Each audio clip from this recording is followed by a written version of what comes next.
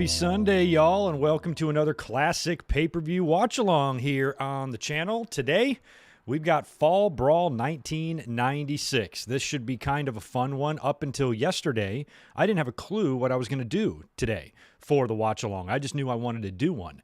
So what I ended up doing was asking you guys yesterday on the podcast and over on Twitter and, various places for just some suggestions. Throw out anything. And I got some great responses. I was really close to doing Canadian Stampede that We Are Pro Wrestling nominated, Bad Blood 2004 that Barry had suggested. But for some reason, Fall Brawl 1996 just stuck out because I don't think I've seen the show since the night I ordered it on pay-per-view.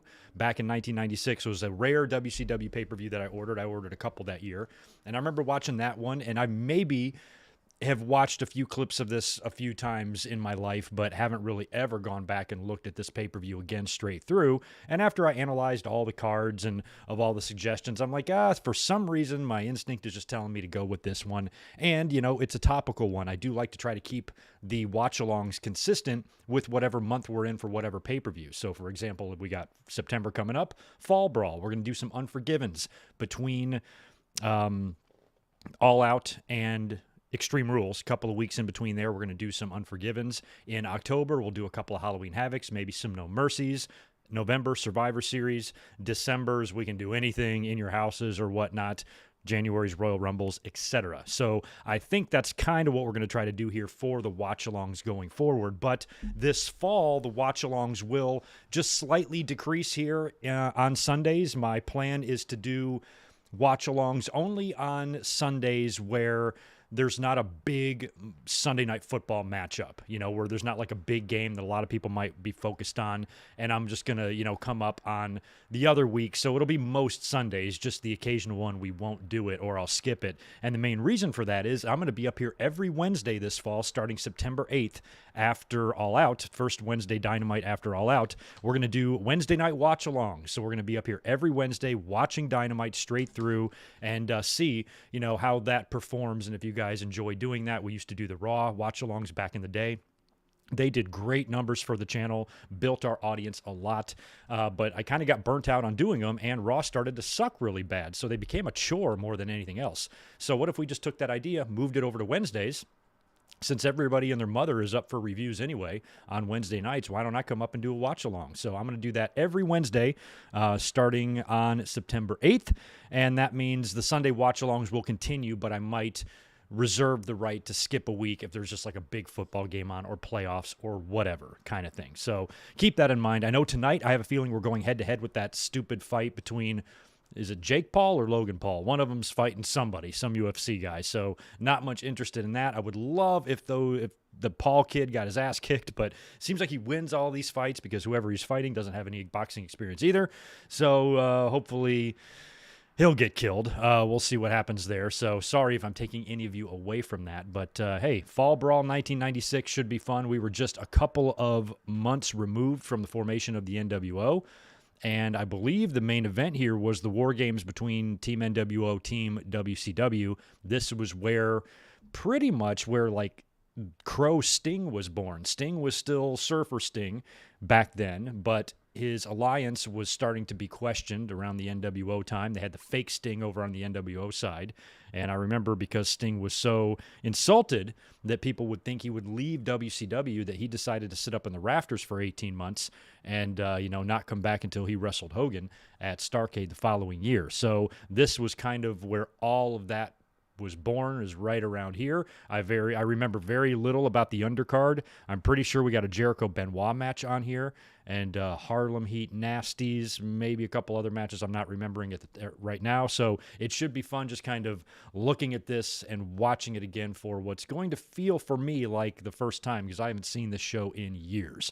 So it ought to be fun. Hopefully, during this time, those of you who are here have gotten your Peacock fired up. I'm going to say hello to everybody in the chat, answer any super chats that are in here while you guys are doing that. I know somebody was mentioning in the chat a minute ago that it's just extremely hard to find anything over on Peacock. But if you keep scroll to the WWE page, keep scrolling down to the WCW content a little bit, you'll start seeing their shows and pay-per-views. Just scroll over until you find Fall Brawl, and you're going to want to look for Season 4, Episode 1 of Fall Brawl, basically Fall Brawl 1996. get through on the ads you need to watch or whatever there. If you don't have a premium tier, get all your zeros at the bottom, and we're all going to hit play together. And what you're going to want to do for following along is just to keep your Peacock matched with the timer above my head. As long as you do that, it should be very easy to follow along. And if you get paused or buffer or stop, or if anything happens on my end, we will all just stick with the timer. That way we can all follow along. And I think we're getting close to about 20 of these watch-alongs I've done since the beginning of the year, and they're a lot of fun. So we're going to continue to do them. We're going to add Wednesdays to our list as well to go along with our Saturday podcasts and our Monday Night Raw reviews. It's going to be a fun fall season on the channel. I'm fucking ready for it, y'all. So anywho, let me say hi to everybody here in the chat, and then we'll get started on Fall Brawl. We got a 2-hour, 43-minute, and 30-second runtime on this. If you are watching on a platform other than Peacock, you can still follow along. You might just be off by a few seconds, maybe even a minute, but for the most part, we should all be able to follow along regardless of what platform you're watching on. As long as you're watching digitally where you can have a timer, you should be fine.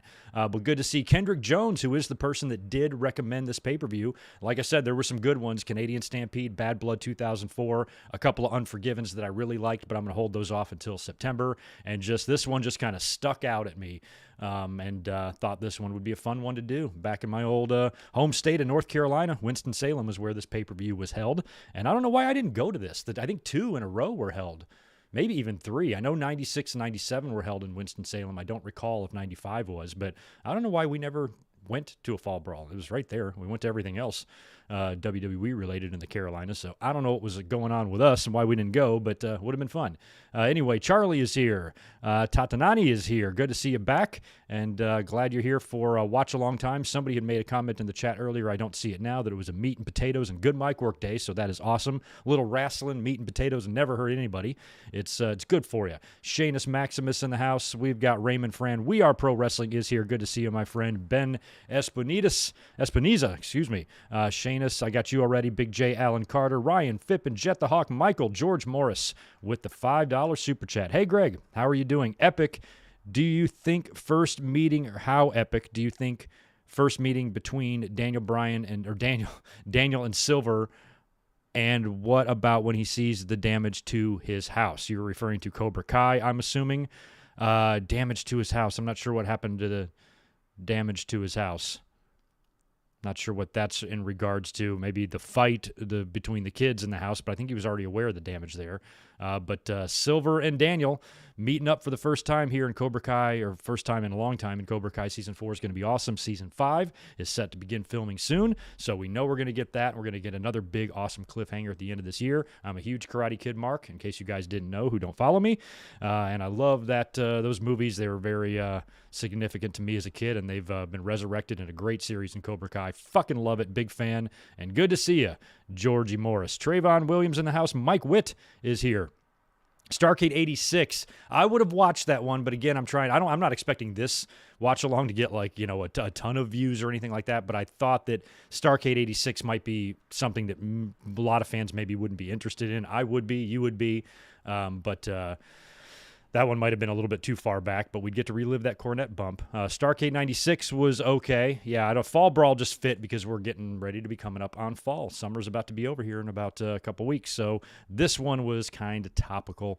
Victor Colon is here. Nathan is here as well. Gamer Gooner, sorry, I can't read today. John Fitzmaurice. Angie Law, good to see you. Welcome back. Always good to see you here on Sundays, along with Jay Lambo. We've got David Brown is back. What's up, man? Good to see you as well. King Shark. Dre, did I get you? I'm not sure. Steven Scott in the house. Vash Starwin. Ed Smith. What's up, Detroit, man? Good to see you in here as well.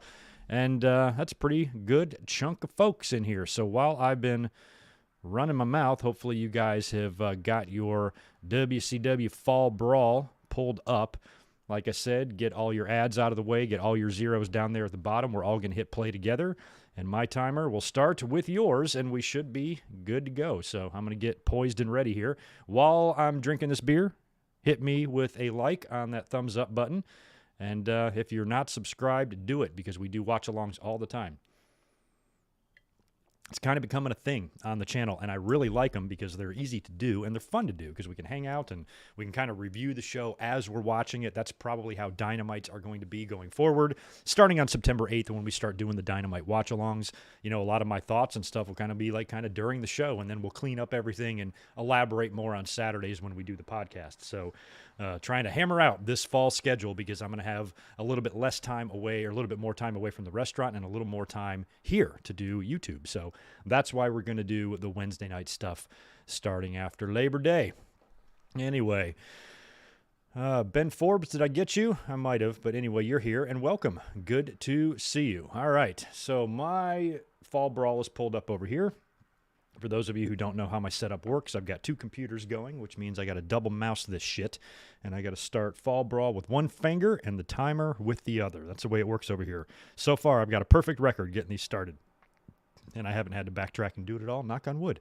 Anyway, all right, I'm poised and ready to go. Hopefully you guys are as well. Take a sip of this beer. We'll do a countdown from 3, and we're going to hit play. I agree with Ratnick. Cobra Kai does have better heels than WWE. All right, let's take a look at Fall Brawl 96. I'm excited to see this one. Haven't looked at it in a long time. Don't even know what the opening match is going to be. Should be fun. What a time in wrestling. This is 25 years ago. We're coming up on, I don't know the official date here on Fall Brawl, but this September will be the 25th anniversary of this show, and that's pretty crazy because I remember it like it was yesterday. All right, here we go. I am ready to rock. Hopefully you guys are all queued up on the play button there, and we're going to count down from 3 and do this. You ready to go? Here we go. 3, 2, 1, play. Perfecto. Means perfect in Spanish, in case you didn't know. Don't skip the intro, by the way. All right. You want a war, you're going to get one at War Games. All right, here comes the dramatic video package. WCW had very inferior video packages and hype packages for pay-per-views compared to WWE. Even when they were kicking WWE's ass, WWE's production was better. Music was better. Everything was better. Like, this looks kind of like low rent, these cheap effects with the explosions.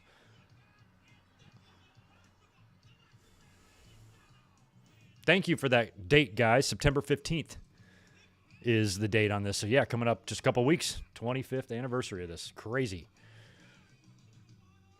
We already did a bunch of SummerSlams, and it's still August. So I'm like, which one should I do? You know, I was like, but yeah, we'll start looking at the September pay-per-views because I definitely want to do Unforgiven 2001 in a couple weeks, right after All Out, which is a week from today, by the way.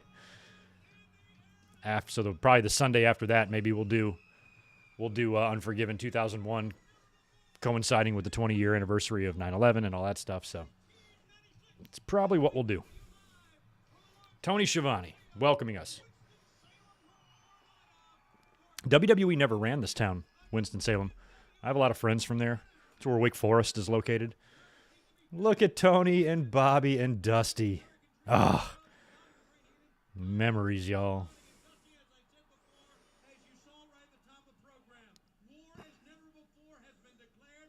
War as never before. War, what is it good for? Absolutely nothing.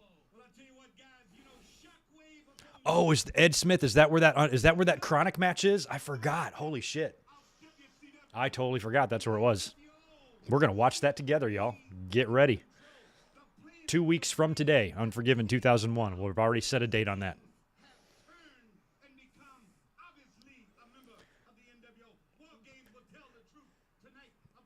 So this must have been just a week or two after Sting came out of the limo, or what appeared to be Sting, and joined the NWO. So that's why Sting is all butthurt about this.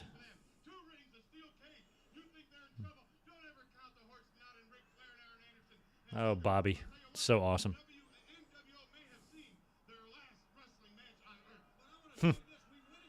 I don't even know the teams. Who the fuck is on Team WCW? Flair? Arn? Probably. Oh, yeah. Flair, Arn, Luger, and Sting, I bet. And then, so this was last week. I remember that. I got a funny story about that very night. I called the One Wrestling hotline, Bill Apter's hotline, that night. And it was kayfabe. So Bill Apter's like losing his fucking mind that Sting joined the NWO and how he feels betrayed as a wrestling fan and shit. And he got worked. Damn, they are tearing that Cadillac up. The Giant. When he joined the NWO, I thought that was pretty badass. I watched that on Nitro Live when it happened too.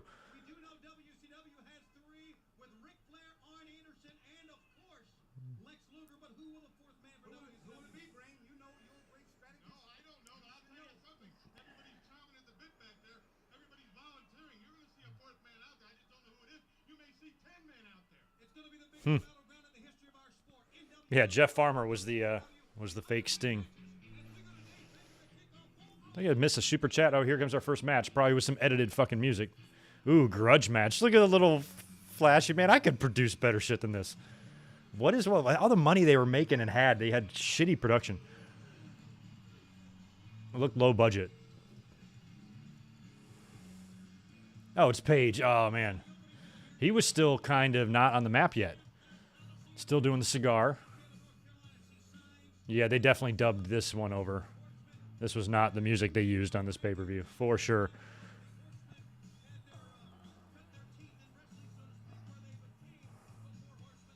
Let me alter that. Let's turn the music down a little bit. Steven Scott, what's up, dude? Thanks for the $5. Would have preferred Savage as the fourth man instead of the Giant. Oh. What is this referring to? With War Games? I don't know what's going on later. Savage Giant, I think, work one-on-one. I don't know. Oh, you mean maybe when Giant joined, I think is what you mean. It feels like Savage would have been a natural fit in the NWO, considering it was perceived as New York guys. The Mega Powers and the Outsiders together forming one great foursome. Best of the 80s, best of the 90s, sort of. This Chavo's music is bullshit, too.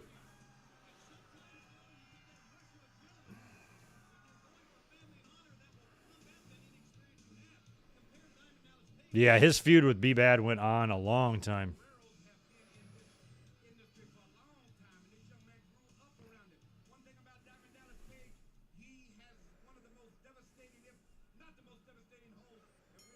Yeah, this isn't nearly the same as what's going on now with WWE and AEW. Totally different. Back then, all the big names were going there. Now, if AEW got Orton and Cena and Brock, then it would be comparable. But in terms of just free agent talent signing with places, if you got a brand new company and you don't have any wrestlers on your roster, you're going to have a bunch of guys that used to work in WWE. That's just the way it's going to go. So it's not really the same comparison.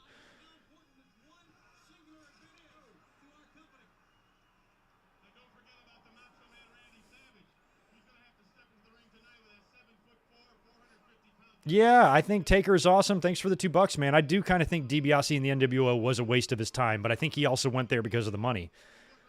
Austin lost that match to Savio, got Ted out of there, and you knew, all the hotlines were reporting it and stuff that he was off to WCW. I remember being bummed. I'm like, God, they can't keep anybody. Everybody's leaving. So Ted left and joined the NWO, but it became harder for him to have a role once Bischoff got in. Because Ted at first was kind of maybe positioned as maybe the benefactor or the, the one who's, funding all of this stuff. But when Bischoff joined, then it was like kind of what's the point of him, So it kind of was a waste of time. He slowly transitioned out of there. I don't even remember how he left the NWO. I just remember him managing the Steiners for a while. So, yeah. But he probably didn't mind because he was getting money.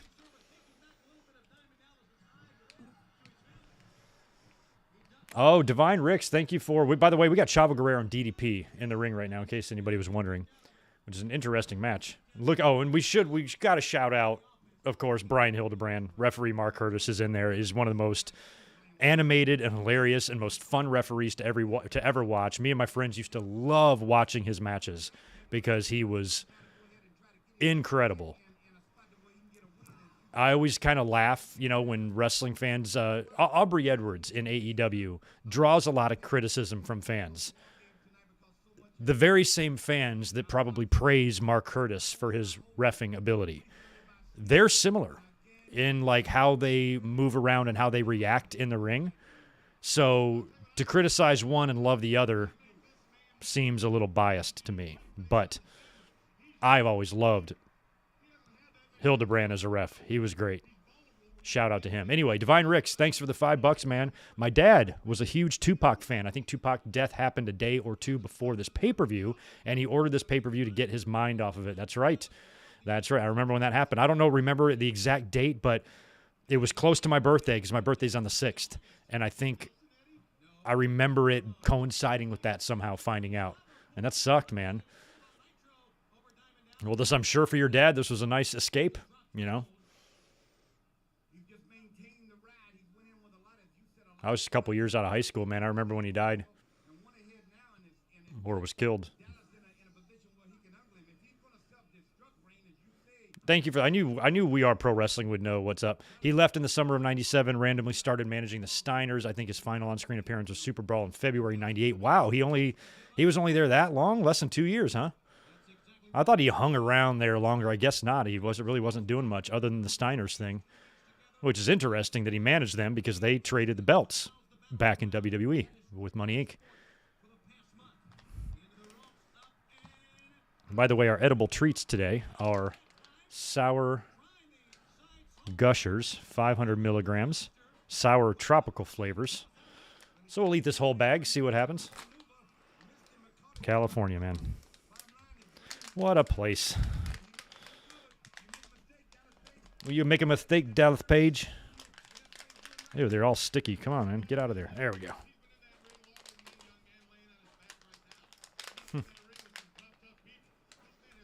Chavo, this would have been way before Pepe, I believe, right? I miss Pepe. Who do you think would win in a fight between Pepe and Moppy? Hell in a Cell match. Oh, top rope clothesline to Chavo. Look how little Chavo is.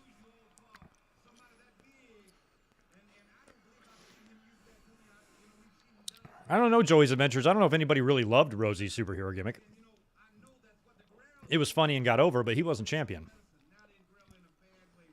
But there's a lot of people, too, that I'm sure rolled their eyes at it.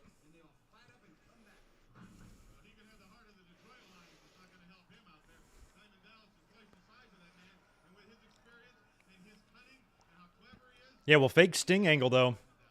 Mike was pulled off well the first night, the replay they showed here, because everybody got worked. Most people thought it was Sting. And they shot it in the dark outside to help conceal a little bit more of who he was. If it would have been in the big bright lights, people might have recognized right away that wasn't Sting. But back then, prior to HD TV, you know, most people are watching on a little 19-incher on basic cable, and they're watching Sting come out of a limo in the dark. They pulled it off. After that, obviously, everybody knew he was the fake one, but I thought it was done well. Yeah, Rosie had the Hurricane with him, who was just over in his own little niche there.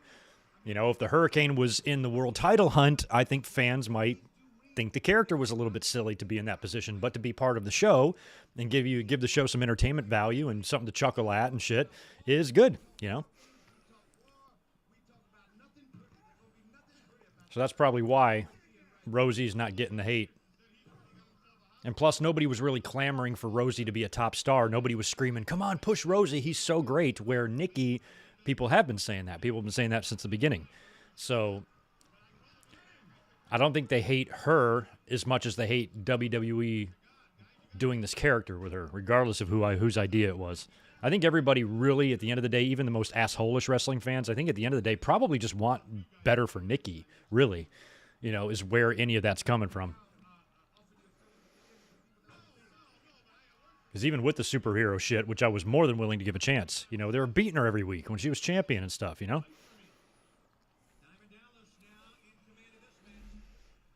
Paige is working over Chavo. There's neither one of these guys are champs, right? So no TV champ or nothing here, so...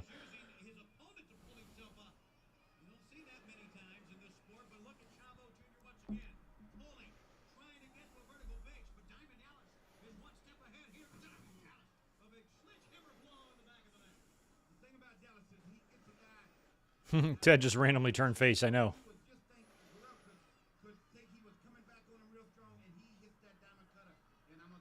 Yeah, Dusty could be a bit much sometimes, but he was good a lot too. Because especially when he started cracking himself up, he would just have me rolling sometimes. He would start saying some shit that he knew was so ridiculous. He'd start laughing in the middle of it. Oh, it was fantastic. Good to see you, Deshaun Robinson. Welcome. Nice. Monkey Wrench is in the house. I feel protected. Great.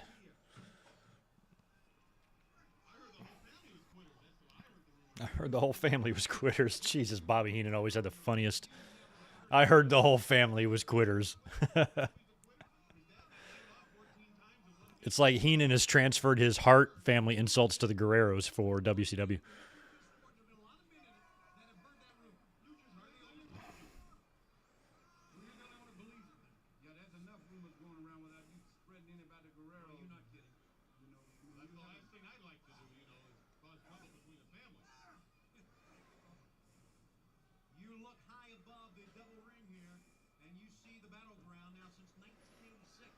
Whose idea was it to come up with the early 90s looking logo? That was little Sally Mitchell from Trenton, New Jersey Elementary School. She won a contest, and they said, whatever kindergartner can scribble some shit together and send it to us first wins, and she won. So it's an interesting story. You can catch it on all the news sites.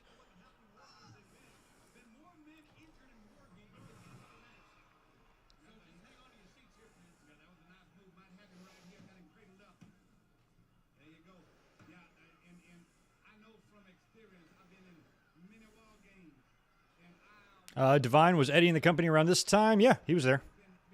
Might have been hurt or something, or I don't know.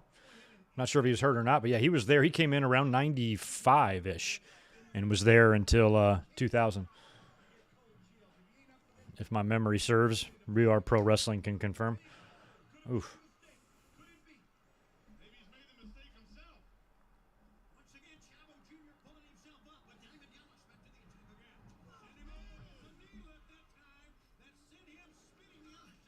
Oh, yeah, thanks, Joey. We talked about that yesterday in the podcast.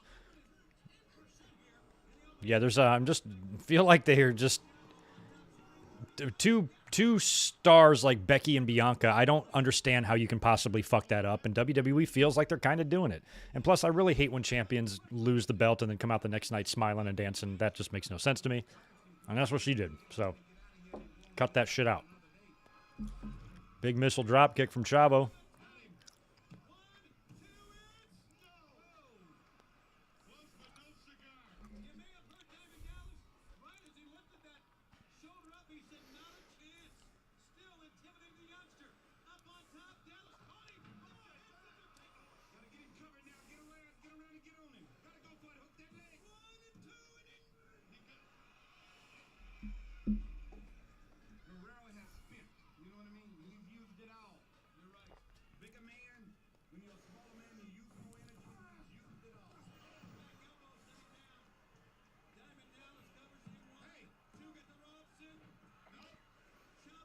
Oh, favorite early WCW themes? You know which one I liked? I liked Benoit's theme. I liked it. It was just snappy or something. I liked Benoit's theme. I really liked the Four Horsemen theme. Oh, I forgot about the other ring. He just tossed Chavo over there. I'm like, oh yeah, 2 rings. Is that legal? What's the rule on that in these matches? These singles matches on fall brawls? You chuck the fucker in the other ring? Should you be counted out? How's that work? How's it taken me 30 years to think of this? DDP's was okay. All the little knockoff themes. DDP, Raven, and Jericho I always think of. Smells Like Teen Spirit, Even Flow, and I think it was like Come As You Are or something. Like a few knockoffs of Nirvana and Pearl Jam I always liked.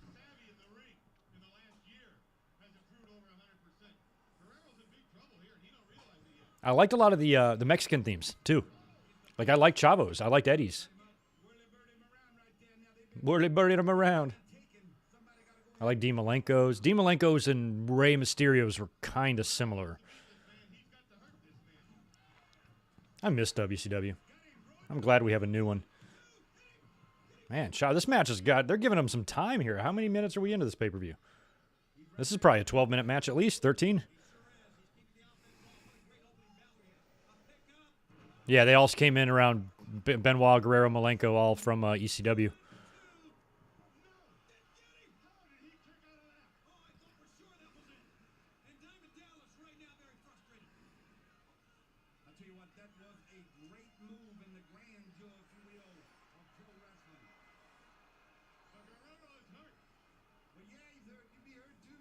Yeah, he's hurt. He'd be hurt too. Dusty and Heenan. Hilarious. I don't know how Shivani's can manage that.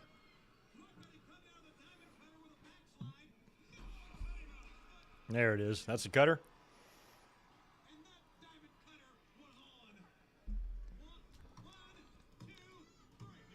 Got him. DDP wins the opener against Chavito.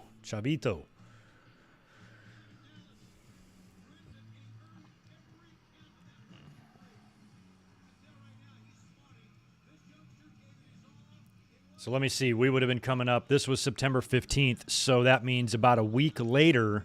Yeah, 1 week after this, the following Sunday, Mind Games in your house, Shawn Mankind. 1 week after this very show. How awesome is that?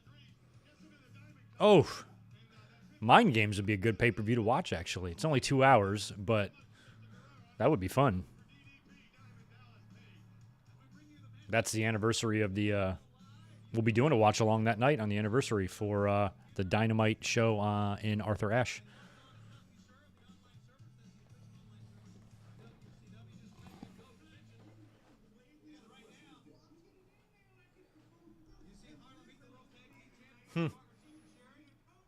Sister Sherry. Look at this guy in the middle of these guys. Look at Booker. I love Sherry. That's right. She was kind of romantically involved with Parker or Fuller.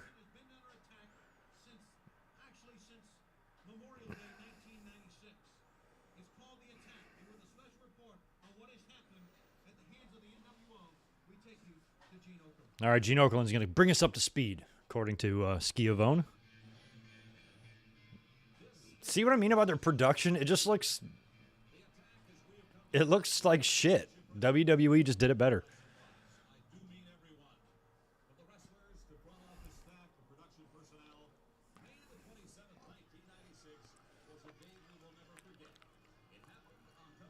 '96 was a huge year. Shell shock.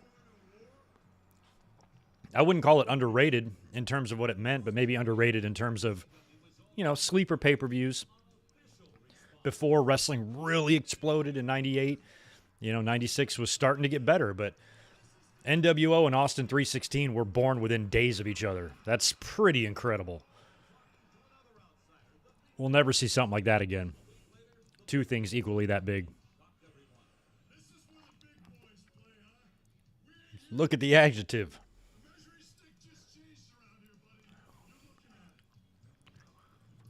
By the way, Cobra Kai fans, Ed Asner died today.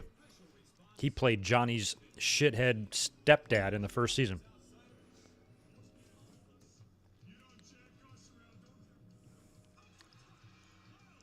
Powerbomb to Bischoff.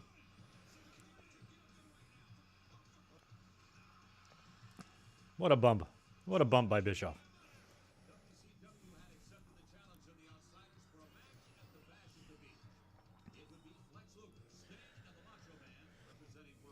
I watched the birth of the NWO in my very first apartment that I ever lived in my life.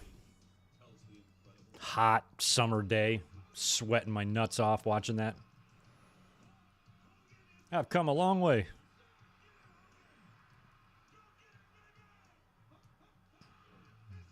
I love these effects. They edited this on Windows 96. They used the video editor that comes with the software. I like that show, the one where they were at the studios, but the outdoor version where Ray got lawn darted. Those shows were good. I remember those so well.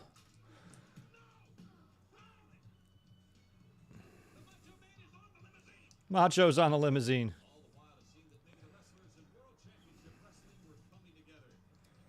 Yeah, exactly. Like, imagine if Victor's right. Like, if WCW had the luxury of WWE's like production department, their shit was just so much better, infinitely better. Look at Sting with that shitty death lock on Nash. Looks like crap.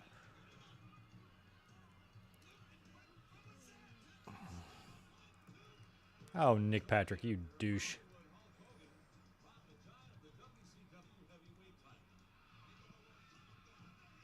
Man, Giant bumped on that belt shot from Hogan. I always thought that was a good bump when Hogan won the title. Oh, Beefcake goes down. Ready for gimmick number 12 when he comes back.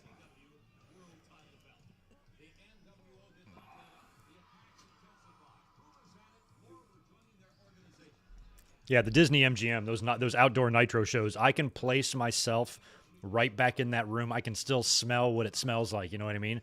Like that is tattooed on my brain. The summer of 96.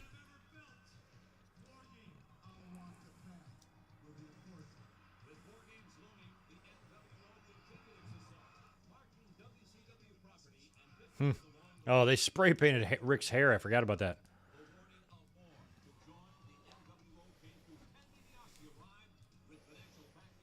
Oh yeah, for Sting, as much as I love him, for somebody who used that move as a finisher, he applied it the worst of anyone I've ever seen, which is slightly ironic. Everybody had a better one. Even The Rock's was better. And The Rock's wasn't great. Yeah, see what I mean here? Look, it's raining. Watching this on a smaller TV, pre-high definition era, you were worked for sure. Most people were.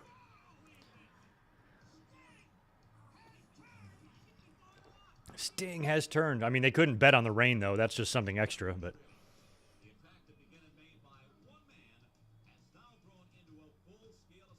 And so what happened? Then Sting's just been like, I didn't do it. And they're like, what the fuck? We saw you. You punched me. Of course you did it.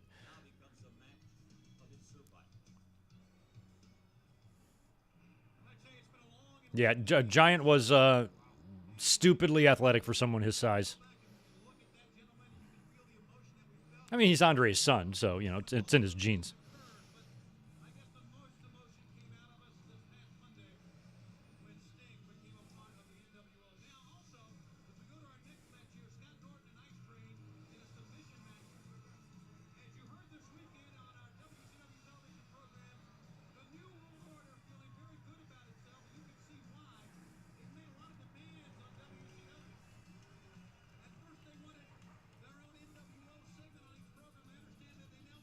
The Rock made the sharpshooter look weak for real. I thought The Rock did a pretty good job of selling it. One thing Rock could do very well when he, even in his own selling, was just with his face. When The Rock would put the sharpshooter in, he would just be, he had the intensity. He didn't just stand there all hunched over. He did not have a bad one. He didn't make it look any weaker than Sting did.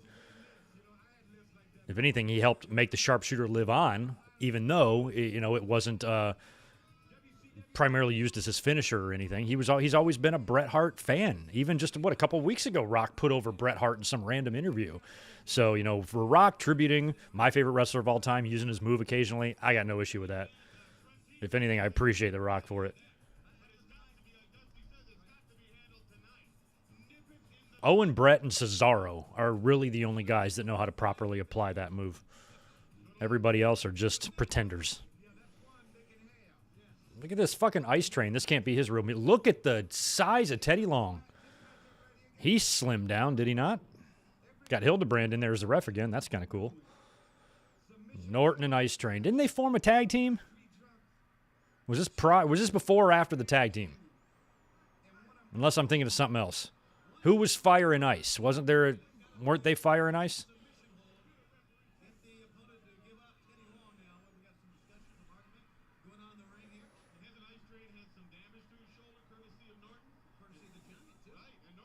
Ice Train is so huge.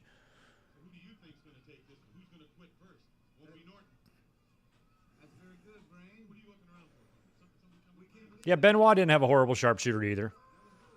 I was okay with Benoit's. Benoit was a wrestler. Yeah, Teddy is out there looking thick, is he not? Look at him. It's almost weird to see him like that. Good for him. He really got in shape when he went to start refereeing in WWE around like 2000 or whatever it was. He had dropped a lot of weight. There's Doug Dillinger sighting on the outside of the ring there.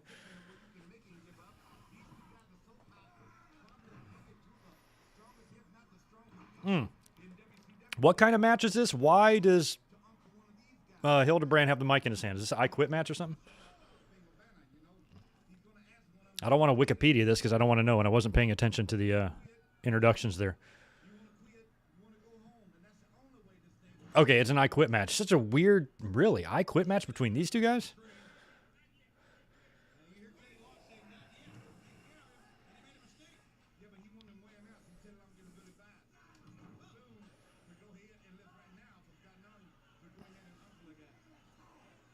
Eddie's looking ripped, and Teddy's looking portly. He is. Submission match, thank you. I'm trying to think when Glacier debuted. I think he had already been there. Yeah, definitely, because they made such a big deal about those vignettes. The vignettes ran for like a year. The blood runs cold shit. Took forever for him to finally debut, and then when he did, you're like, huh, that's it? Mr. Karate Snowman? Okay. Whatever floats your boat. Two just beefy guys and just smash bricks with their fists decide to have a submission match. And they put the tiniest motherfucker possible as the referee. Favorite I Quit match? Not even close. Only one. Just think real hard. Blood. Mania. Shamrock. That one. Mr. T, born in 1996. I'd make fun of you if you're being just a kid, but shit, you're 25.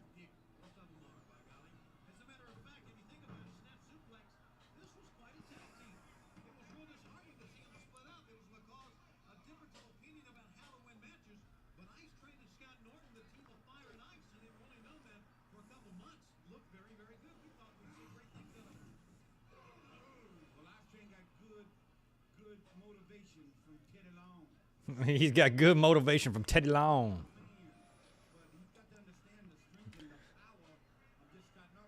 That's an interesting match. It's just do this shit on Nitro. You know what I'm saying? The worst debut was 7. I don't know. I kind of like the promo. Oh, yeah, Craig Pittman. Who was it they used to do the feud with Pittman and like the other guy? Was it like Sarge or whatever? This was kind of before the NWO really got cooking. They were struggling on the undercard a bit. Oh, no kidding, Wrestling HD. Thank you for that. Glacier debuted the following night. Holy shit. Nitro was about a year old at this point.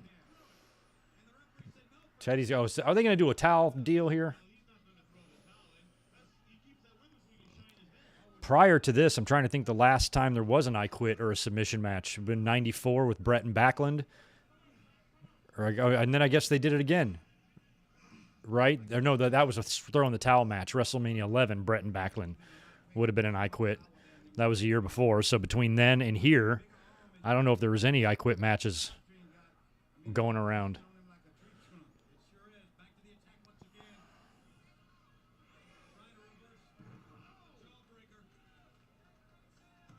Oh, Jeff Farmer. Is that who maybe he feuded with? High Voltage. They were great. Thanks for the $5, Chris Ludecki. Good to see you. I remember watching Nitro and then running into school the next day to tell my friend Sting was in the NWO. 10-year-old me was fooled. Definitely fooled. Yeah, well, 22-year-old me was fooled, you know? Or no, 20-year-old me. Shit. I was a young buck back then. Young, stupid, broke, hardworking, but I wasn't rolling in the Benjamins at the time, that's for sure.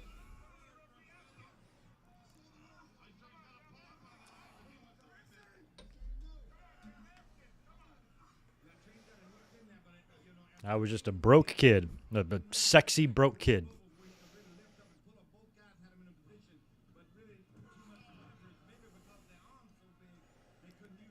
Okay, it was Cobra. Yeah, Jeff Farmer was Cobra. Okay, I guess I was confusing him with Sarge.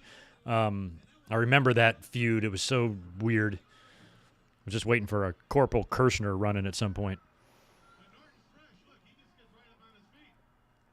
Isaac Yankem and Cobra versus NWO, Sting, and Kane. That would be interesting.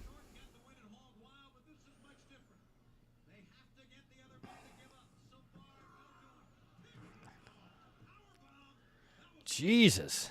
It's a gnarly powerbomb. These guys aren't small. We got a Boston Crab applied by Norton onto Ice Train here. Hildebrand's right there. Say it.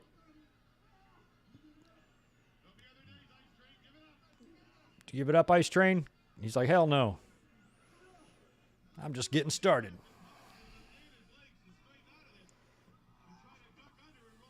My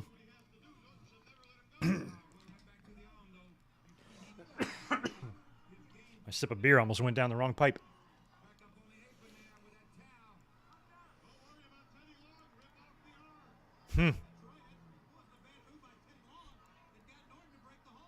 Oh my gosh. Wow.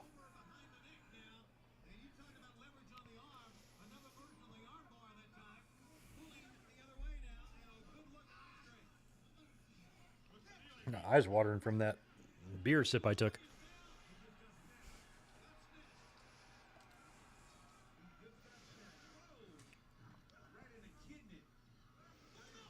Phil Nelson.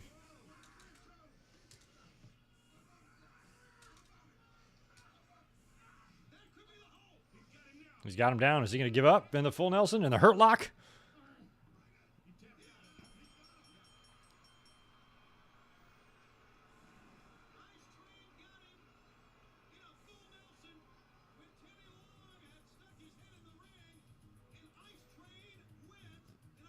That's it. Ice Train with the victory.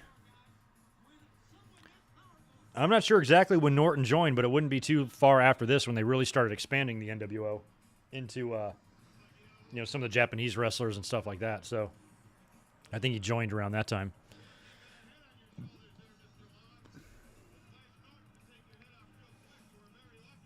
Yeah, Kyle, I've got 87 War Games. It's on a VHS tape back there somewhere.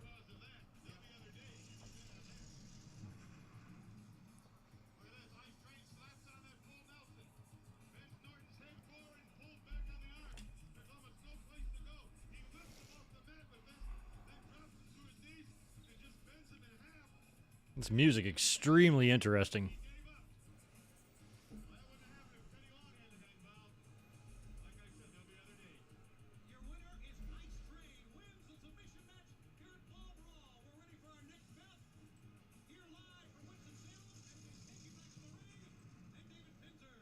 David Penzer. Ooh, this is real music. They didn't dub this. This is Hoovy, I think. The Mexican heavyweight title, this AAA?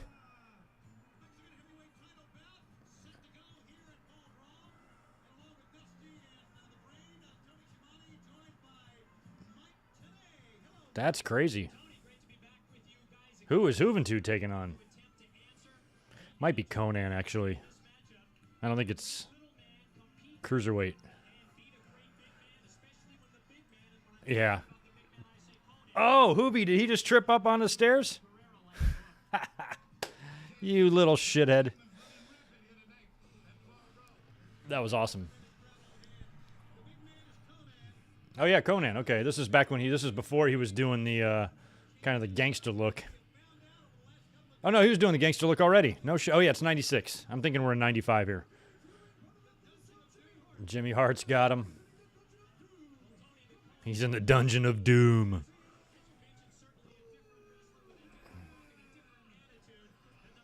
I don't know, Ramon Coffey. There's a man in the ring right now that's a member of the Dungeon of Doom. So when it comes with childish and hokey gimmicks, you might want to check out some of that. WCW hadn't completely washed their hands of that yet. As a matter of fact, 95 was no less childish than WWE. Stupid gimmicks, lame shit. The Only just started to get their act together right around this time, so it hadn't even really happened yet. Hoovy and Conan, interesting. Nick Patrick is your ref for this thing.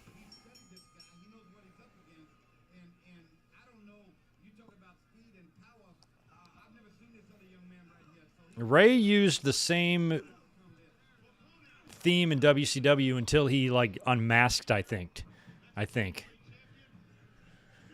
And then he became a part of, what was it, the Crazy Animals or some shit?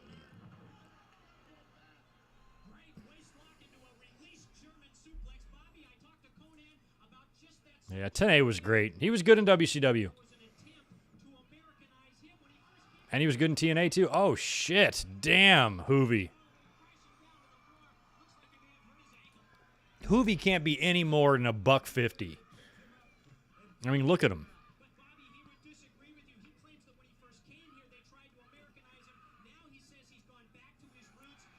Filthy animal. What did I call him?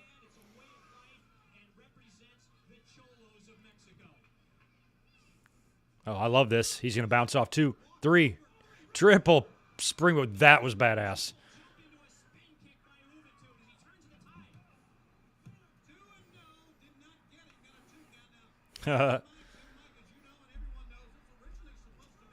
Oof.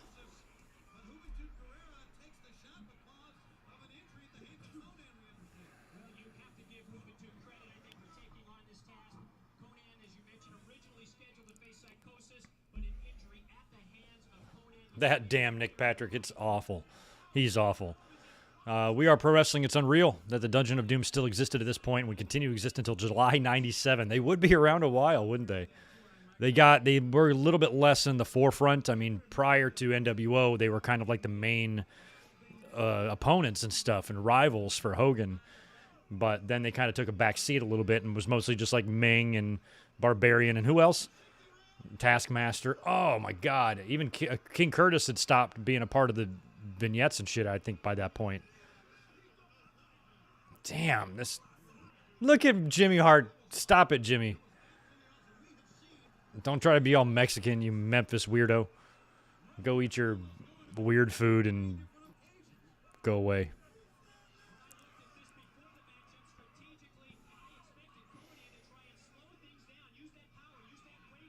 Yeah, fake Razor and fake Diesel. It was the night after Mind Games, I think. The night after Mind Games, they came out on Raw. So it would have been a 1 week and 1 day after this. So I think less than 2 weeks, actually. Angie, there's 2 rings because the main event is War Games.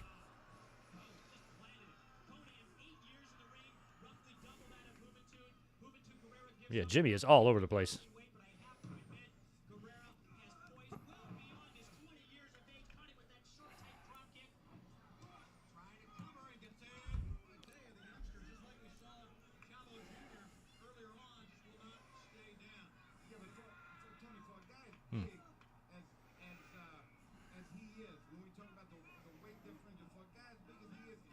Uh, 1996 Superstars. Interesting time.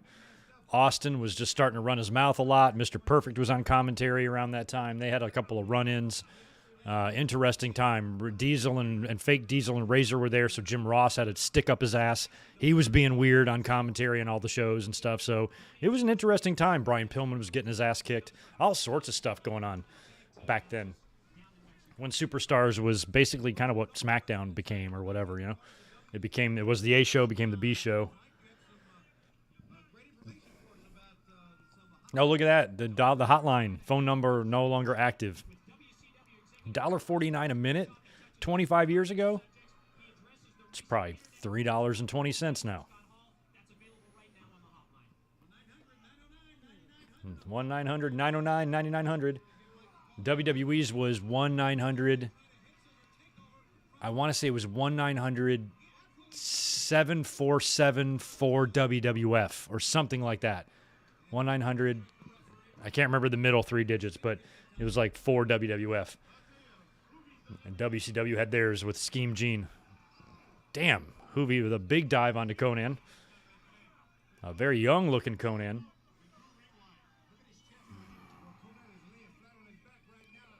Yeah, the gun angle would have been after it was in October. All that was going on.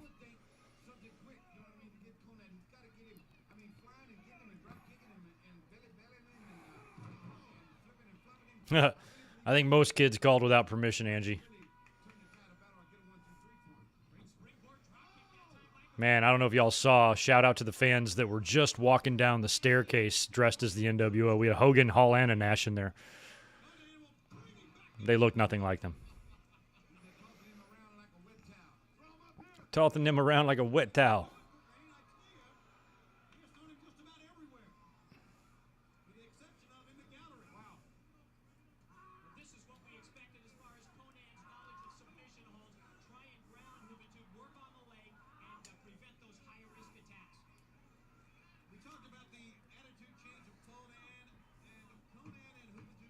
Yeah, Mike Witt, I could do an old ECW, like a real ECW one. We did One Night Stand back this summer, but like an actual one could be good. We should do that.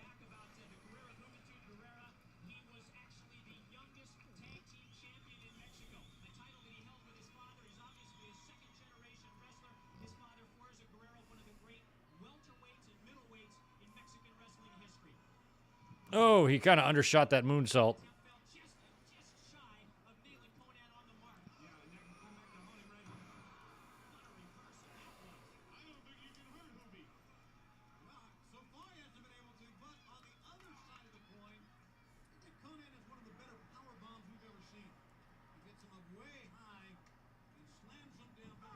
Oof. Heat wave or barely legal would be good. I watched that on pay-per-view that night. It was awesome.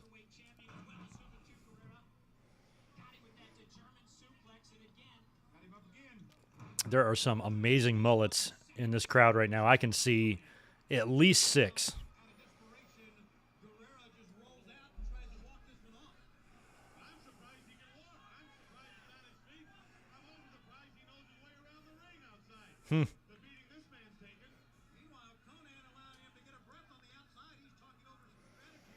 I don't know, Ryan. I haven't decided on a fantasy team name. Last year, my team name was baseball, and my profile pick was a basketball, just to be funny. I didn't do very good. Placed like 5th.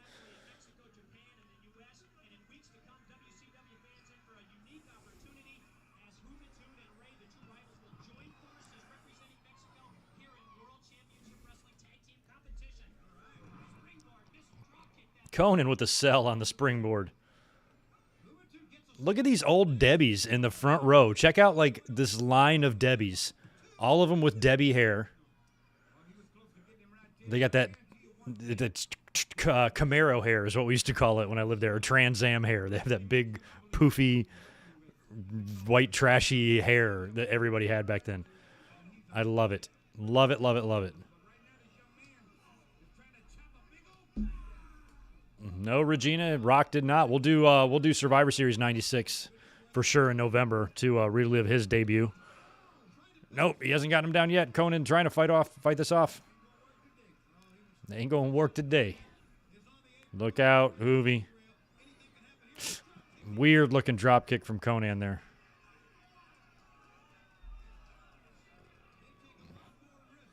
Oh yeah, Debbie's are definitely better than Karen's. Debbie's will whip Karen's asses.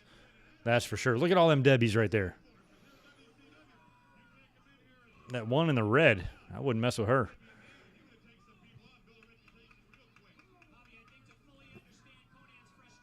'90 Royal Rumble. We did do a review of that.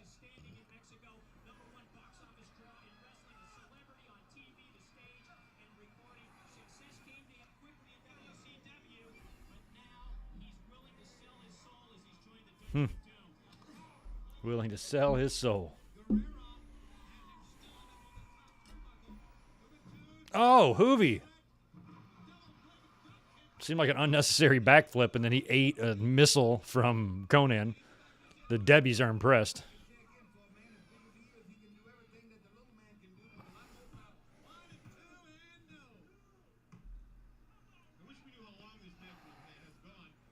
Huh, that's cool, Michael Cuomo. I met Mark Mero and Sable in '96 as well, backstage at a show in Detroit. Got pics with them. Oh, my. Nope. Conan kicked out. I always hated Nick Patrick's counting because he would go 1 and then he'd do this weird hand flip in between and he wouldn't even do the dramatic slap. So sometimes you couldn't even tell what one he was on if he was like hidden behind the wrestlers or something or couldn't directly see him. You know, where in WWE they really emphasized, you know, slapping your hand hard. And he had such a weird way of doing it. I hated every single thing about Nick Patrick. It's so funny. I hated his refereeing. I hated his character. I didn't like his face. And this is all totally irrational. I have no reason to hate him, but I did. See that thing he does with his hands? See how dumb that looks? What's he doing? It just looks so weird. Count right, like a regular referee. Who the fuck taught you?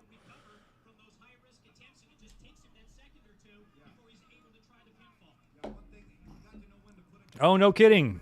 NWA 73 is going on. I think Ric Flair is there. They did the all-women's thing, I believe, yesterday, which looked like it was getting some pretty good reviews and was a success. Good for Chris Masters. I forgot we're probably going head-to-head with that.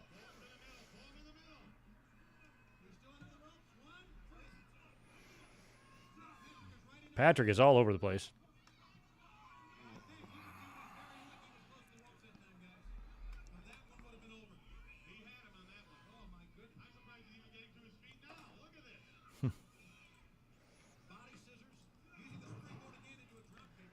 Body scissors.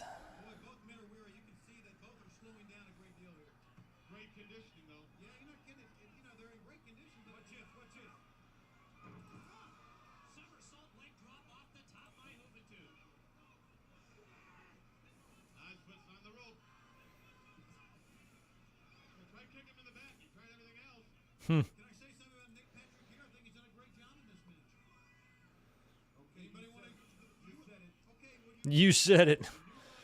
Tony Schiavone, stop putting Nick Patrick over, you bastard. We don't do that on this channel. I'm trying to find my picture of Mark Mero and Sable, and I can't seem to find it.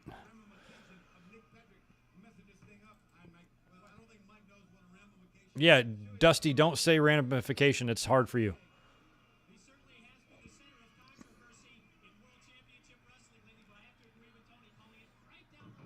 What was that? This is the weirdest match I've ever seen.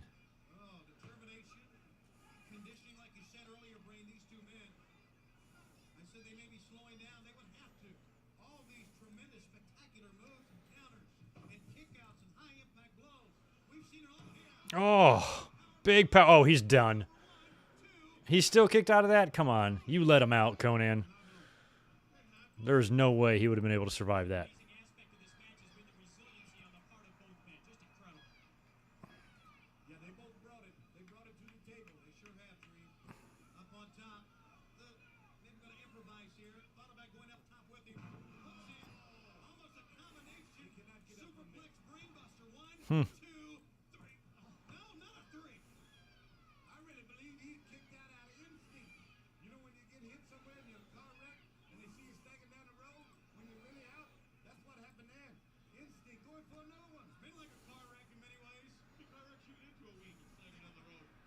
Yeah, I don't know when Nick Patrick joined NWO. I'm not sure.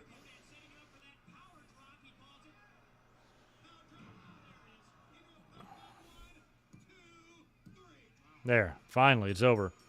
And another thing I never liked, we talked about this in the last watch-along, I never understood why the referees pointed to the hard cam to ring the bell. Is that where the bell was? I always thought the bell was on the outside of the ring. But whenever there's a finish, they point right into the camera. That seems like something Kevin Dunn would want to do, not WCW. Yeah, you got to point to the camera. It's making no sense. Not much in WCW did, a lot of times. All right. I don't know what Hoovy was going for in that backflip, but he ate that drop kick. And then Conan finally puts him down. Big, big power bomb. Kind of a razor's edge power bomb combo there.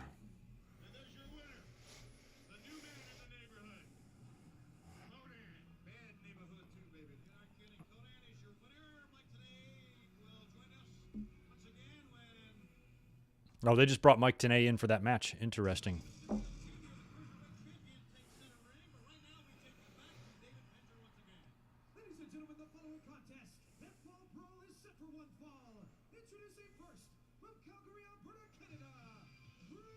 Oh, this is Jericho and Benoit. Nice. This is Jericho's Babyface theme. They did not edit this. This is actually his theme that he used. That's good. I thought they'd have him come out to break the walls.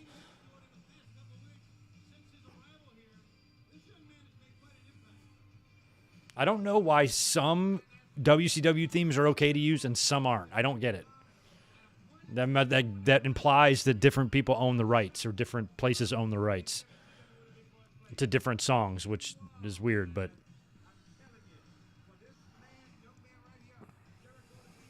look at that guy's jeans and shirt. He's the best. Yeah, and this is Benoit's theme. I was just talking about this theme. I liked it. I liked it. And they didn't dub this either. The fact that we're getting Jericho and Benoit in WCW without anything edited is pretty awesome.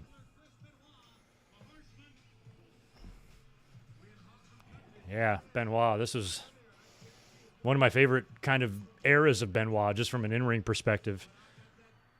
Even though he wasn't on top during these like 96, 97, 98 years, he was so good.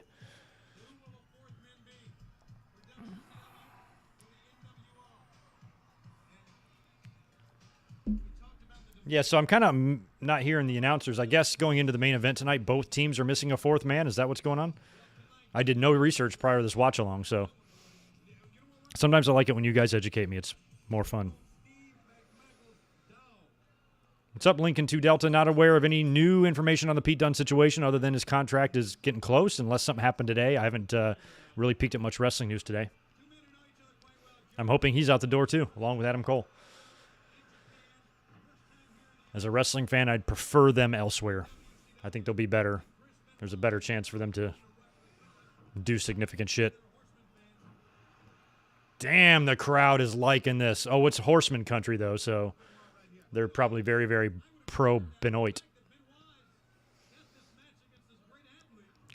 I have had the privilege, notwithstanding what Chris Benoit did, but it's pretty cool to think that I've seen 3 of their one-on-one matches in person. One of them was a pay-per-view. The other one was a title change.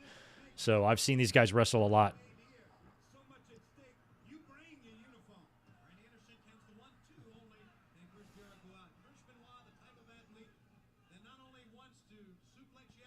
Yeah, I think it's something to do with that, Victor. I think a lot of the songs that Jimmy Hart helped put together are probably the rights to that are owned by WWE. I think Jimmy signed them all away.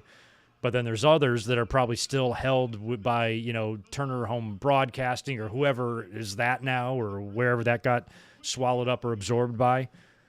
But it just is annoying when they edit so much shit. I'm like, would it really cost that much money just to go pay to get those rights, to throw it up so they could peacock and everything could have it? I just don't understand WWE sometimes. It's not like they can't afford it. They got networks and other countries giving them billions of dollars. But somehow buying some knockoff Nirvana's theme is like too expensive. What the fuck? Okay. Divine Ricks, thanks, dude, for the $5 from you. Hey, Greg, you think Chris Benoit, who you think was Chris Benoit's biggest rival, Eddie, Jericho, or Angle? I'd probably say Jericho just because they spanned multiple promotions. But his rivalry, and Eddie too, you know, but I feel like Jericho and him had a few more bitter wars. And Angle, I think, in WWE was his best rival in terms of in the ring. So I don't know. It's a tough call.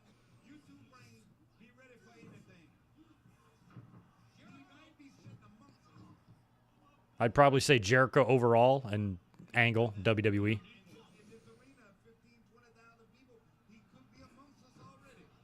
He could be amongst us already, says Dusty. Oh, let me go grab another Frosty Cold Stella.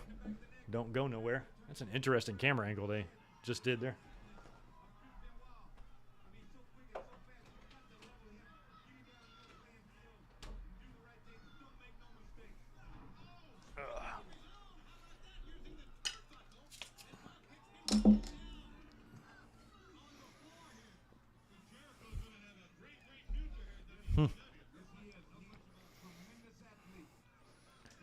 Oh, what was Jericho attempting?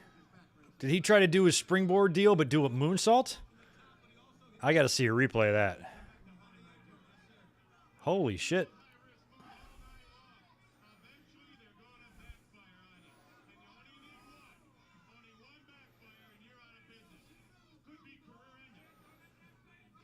Benoit and Eddie's WCW run were better than their WWE ones. Did you not see WrestleMania 20? Check it out. It's kind of good. The ending especially is interesting. You might like it. I'm kidding, but I don't know if I agree with that take. I liked their WCW runs, but they never got pushed as stars. WWE, they did. So I'm kind of on WWE's bandwagon on that one.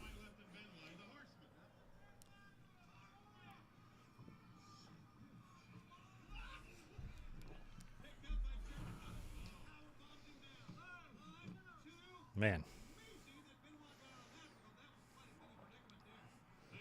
I don't know if We Are Pro Wrestling is still here or not, or anybody else that might know this.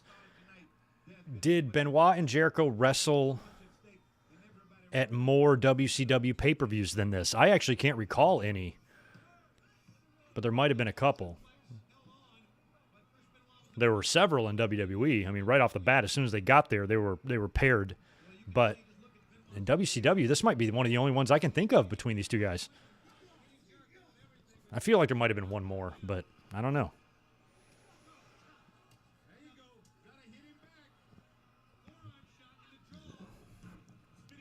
Oh, nice, Michael. You called out of work to be here? Sweet.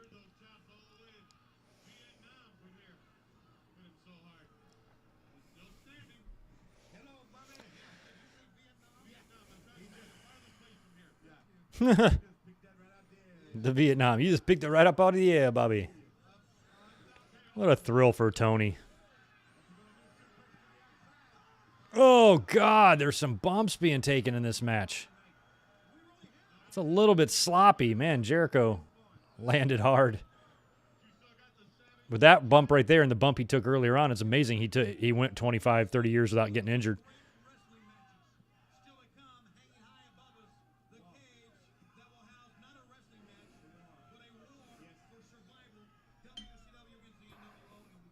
Yeah, this is Randy Anderson is the ref. It was him and Nick Patrick and Hildebrand and Mickey J, and WWE had Earl and Kyoto and Jack Doan and Corderis and who else? Timmy White.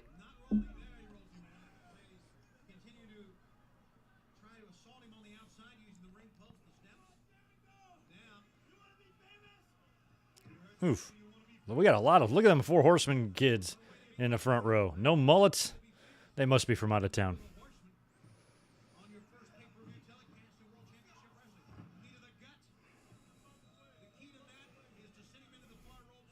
Yeah, exactly. You got sick or personal days to use. I've never had a job where I've had that luxury where I've just had like days I could burn. So it took me 23 years before I was finally had to call in sick. I would work sick. I would work with the fucking flu. I was such an idiot back then. But, a lot of times in the restaurants, you just like wrestling. You don't work, you don't get paid. So I just worked and worked and worked and worked no matter what. Developed myself a hell of a work ethic where I just didn't believe in calling in sick, So I've never really been in that position, but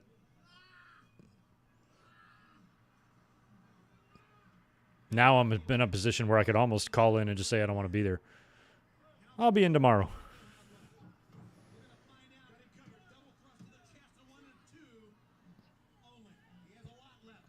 Well, they are 4 Horsemen fans, so they could be, they probably are from that area, but there wasn't any mullets, so I'm worried that something's wrong. They might be sick. They might be sick that doesn't allow the white trash DNA to kick in, that allows their hair to just grow out in that direction, which is what happens with most of the people there. So I hope they're okay. I just worry about them mostly. Hopefully they were able to grow mullets in their old age, because they're probably all old now like me.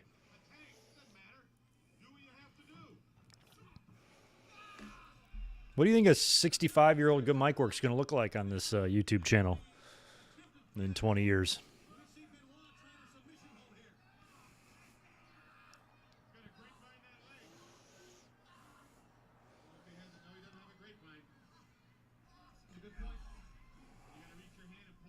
Oh. See, Benoit makes those elbows that look so real, just pointing the elbow right in the ribs while he's applying the abdominal stretch. Nobody does that anymore, you know? Nice reversal. Arm drag by Jericho. Benoit right back up. Props to Benoit. He got out of that.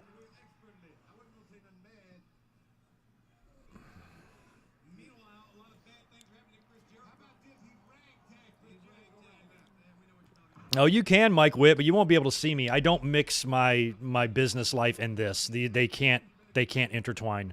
I can't have people showing up at my place looking for me and stuff. So it's just not something I'm willing to do.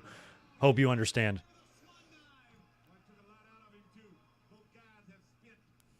Both guys have spent.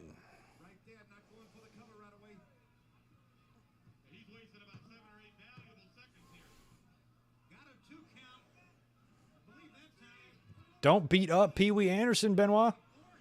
Chill out. What's up, Timu?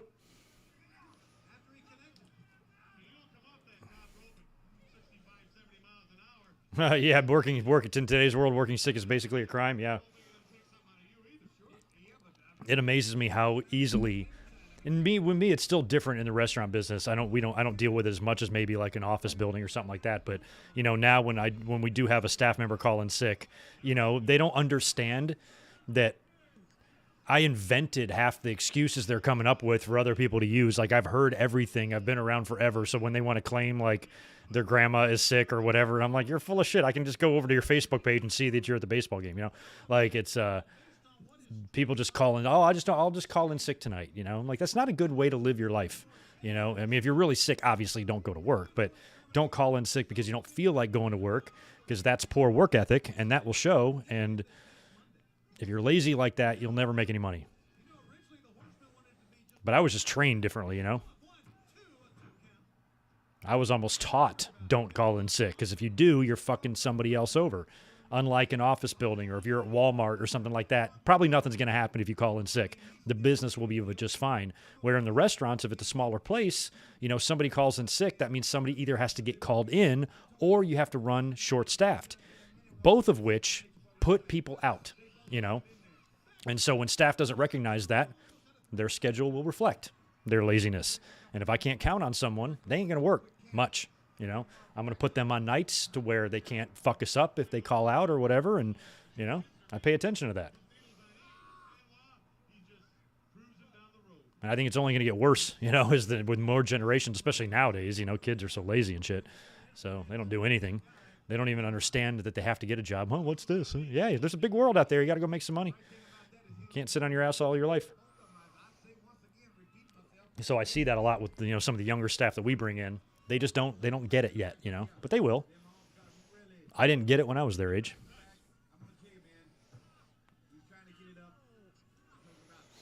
I know, Mike Witt. 2 years ago, or 2 weeks away, I'm sorry, from 20 years on 9/11. I'll never forget that shit.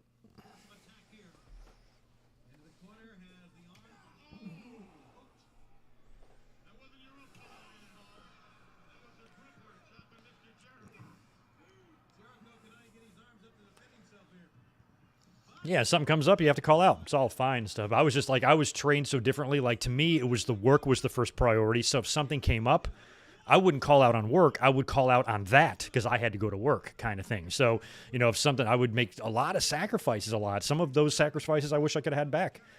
I even missed some pay-per-views sometimes just because, I didn't make arrangements to be off, and I'm not going to do that. I'm not going to call in sick or whatever. So, sometimes I just did it because you have responsibilities. Life's about responsibility. You have to do your shit. You have no choice unless you want to be homeless. So you just got to do it. The sooner you realize that, better off you'll be. Big slaps by Jericho. I don't know what the time is on this, but we've been going a decent amount of time here too. Oh, tombstone. Reversal. Oh, Shivani called it a tombstone. Oh, it was all right looking. At least he didn't sit down. We're a whole year away from the pile driver at SummerSlam happening to Austin. Lion salt. Missed.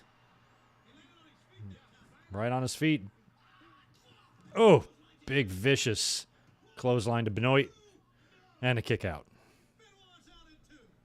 Oh, yeah, Ric Flair's on NWA 73. Let me know how that is. Tweet me any screenshots or videos of that or clips if you have them. Would love to check that out.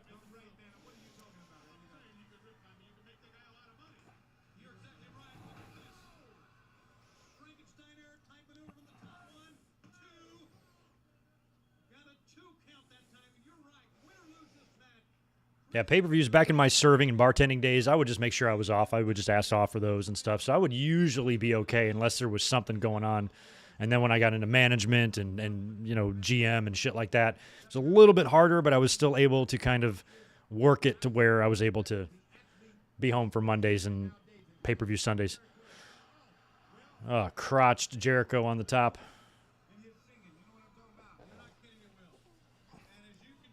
Dusty said that's going to affect Jericho's singing. I don't know, Dusty. He went on to be pretty good at it.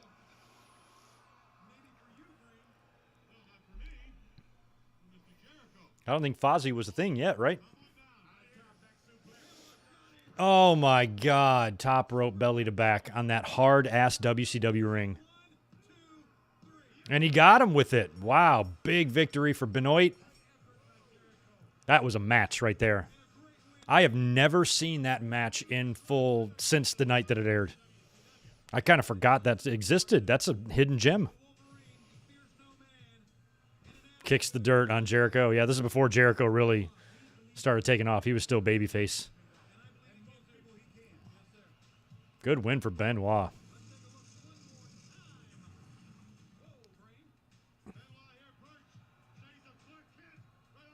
Oh, wow, Michael. Your mom was in the World Trade, left a month before. My God.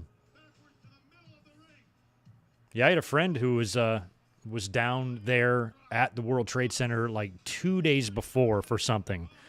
And I used to work with her. And I remember calling her because she lived in New York and asking her how she was. And she goes, I was actually there like on the 9th. Like I could have easily just been there on the 11th, you know, like crazy.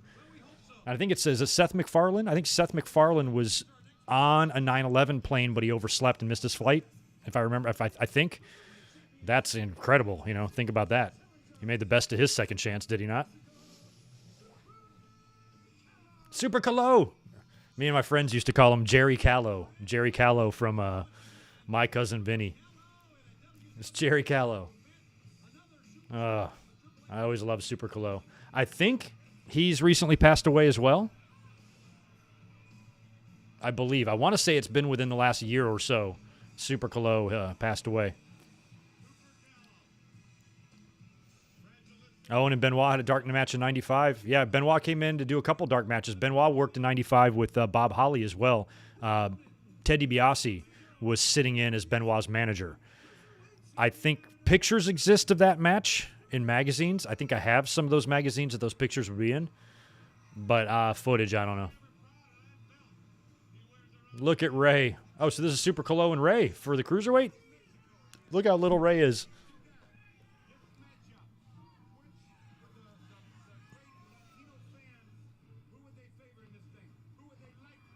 Yeah, it was Seth, huh? That's pretty crazy, huh? Did you imagine sleeping in? You're initially pissed, and then you're like, holy shit, you know?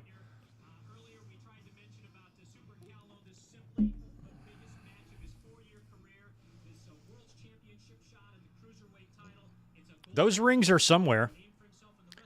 I think WWE bought the physical property in the sale. So they've got the rings or they've given them out. I want to say Booker T has one, and I think they are out there. Maybe the rest are in the warehouse or whatnot, but WWE bought the rings and the bullshit and the tape library. That's really all they got for their money. So they either gave these rings away or they are still stored somewhere. I'm curious where the old big metal WCW letters, part of the old WCW Nitro set, like where all that shit is. I'd like to see that stuff. Maybe they got rid of it. Maybe they left it out front for the trash man. But if I remember right, I think Booker T's got a ring. And maybe somebody else does too.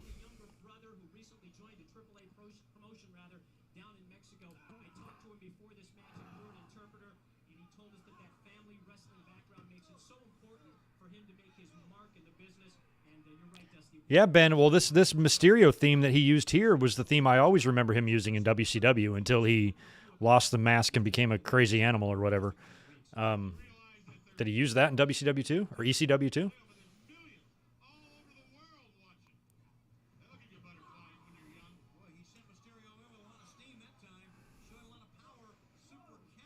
Super Callow would wrestle in that hat. Always cracked me up. I think I just heard a fan chant boring. Bitch, Rey Mysterio is in the ring. Better check yourself. Boring my ass. Awesome, more like.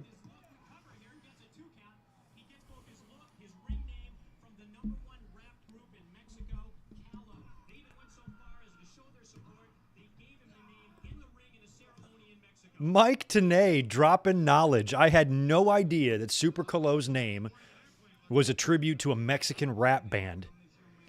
And they tributed him and gave him the name in form of a song or some shit. Is that what Mike Tenay just said? Holy shit.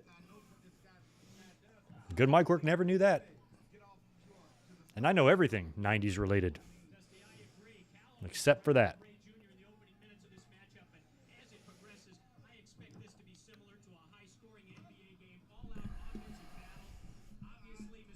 Get my mic a little straighter. There we go.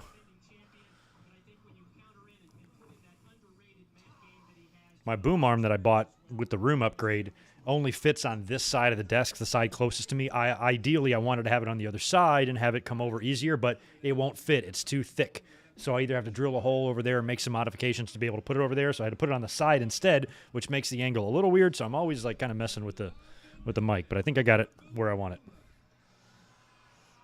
A little behind the scenes for you.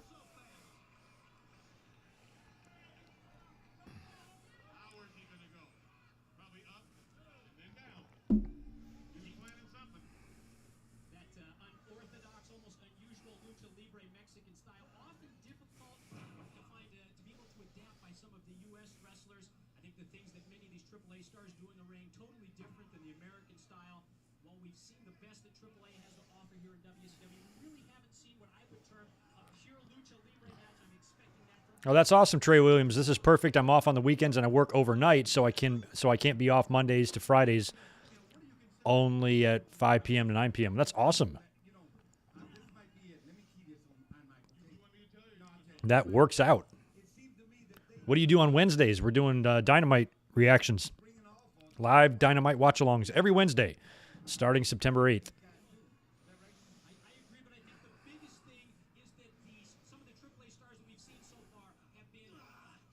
Ray with a top rope clothesline. Super Colo outweighs Ray here at least by 60 pounds.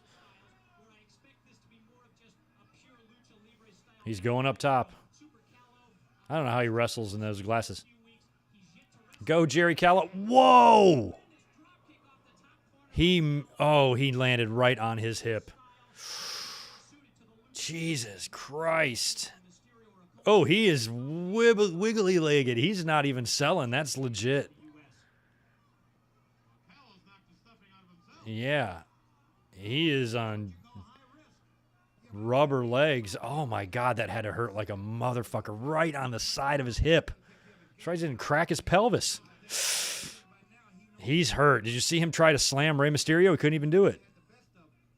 Do not go back to the top rope, dude. He's going to go try to flip it again. Oh, God damn, this match is scaring the shit out of me. You hear the guy who was waiting for that. This is not pretty. Colo really hurt himself on that top rope dropkick. He needs to stop trying to do shit before he kills himself. Although if he did, I guess we would already known about that. But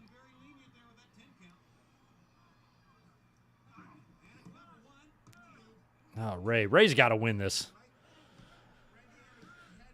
I don't believe Super Colo ever won the Cruiserweight title. Guys, end this match before somebody dies, please. Come on, Ray, put this guy away. Props to Colo, though. He's got to be in some pain. He's still bumping. Yeah, Super Colo had great suicide dives. Right into the audience. Back then, you could do that, man. I was at a show where I got knocked real hard. The Rock did it, actually. right into my elbow. Hit the guardrail, those metal guardrails, bam, right into my elbow. Bruised me up, hurt for like 3 or 4 days. But it felt great. Best pain I've ever been in my life. Like when Stone Cold Steve Austin and The Rock injure me because Austin threw Rock into the barricade, that is like pretty badass. I never wanted it to heal. Ugh. Kalo is doing some crazy shit.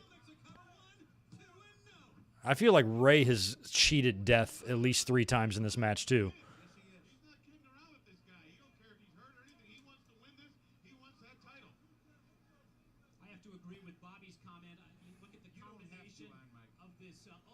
WCW, take away the ring mats from ringside in 90-91. Only if it was a budget cut thing, or maybe Watts. That would have been a Watts idea, because he's such a weirdo. Yeah, if they did, Watts was the culprit. If I was a betting man, seems like a Watts thing. Ooh, super Kalo. Come on, Jerry Callow, you can do it.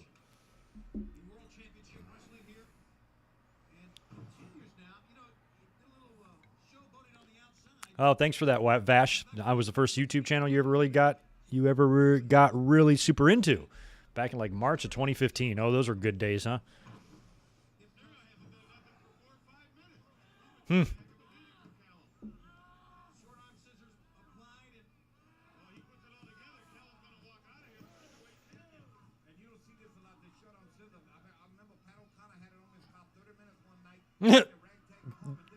Pat O'Connor had that on me for about 30 minutes one night.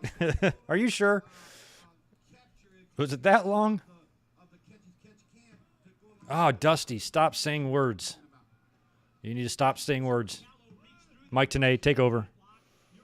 He's skipping again. Sometimes he's got to whack him across the fucking head.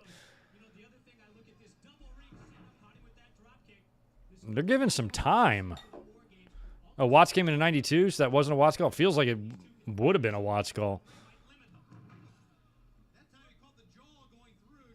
I don't recall there not being mats, so maybe the year is wrong.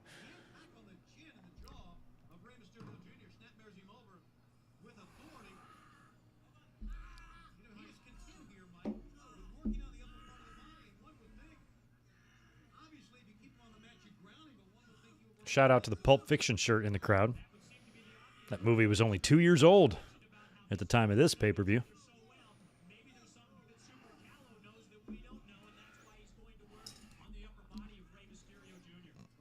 Best War Games matches ever? One of them early ones or Wrestle War 92. Probably Wrestle War 92. That had everything. Fucking Medusa on top of the cage. Just everything. I go that one, 92.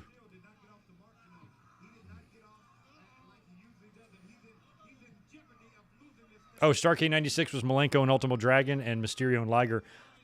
At SummerSlam, I saw an Ultimo Dragon dressed fan. Very cool. I'm like, that's a new one. Never seen anybody show up to a wrestling show dressed as Ultimo Dragon. He had everything, too. Had the right look, the right mask, everything. Shout out to whoever you were. While Super Kalo was performing, he's lifting up the knee pads.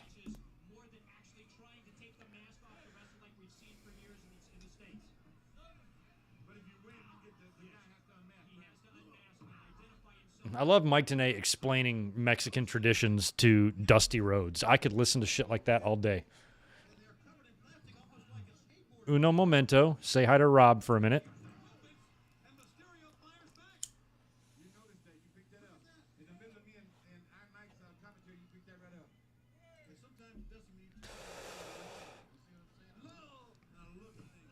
Oh. Kalo's hung up.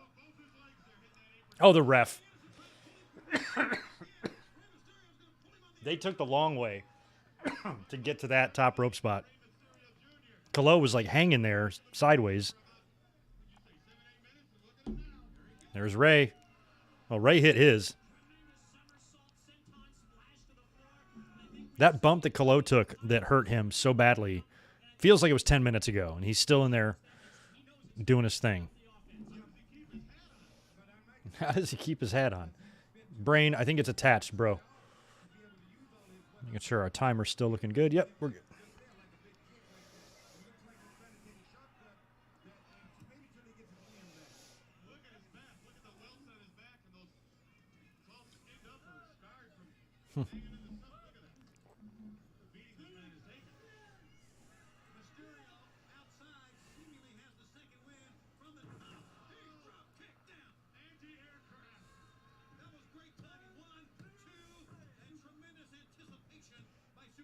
No, I don't even know what that's regarding, Stephen Scott. At SummerSlam, did you see YouTube name is Gerald pranking people, calling them names like Randy Orton? No, I didn't.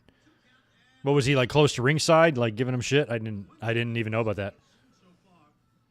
I didn't get a chance to. We were only there one day. I didn't get a chance to really meet anybody except a couple people.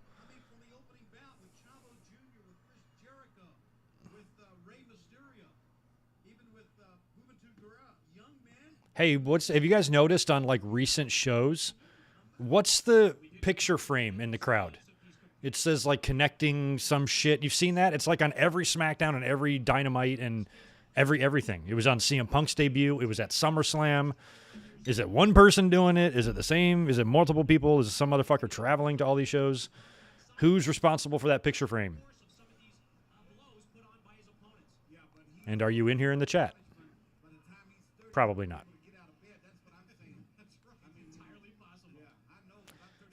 Whoa! Ray Winston Payne. I feel like Kalo really, he dropped down from the apron and hung Ray's arm up on the top rope, but it looked like he might have hung on too long. These guys have done nothing but hurt each other this whole match. This is an uncharacteristic cruiserweight match. This is brutal. They have been bumping and beating the fuck out of each other, and I think this match has gone 5 minutes too long.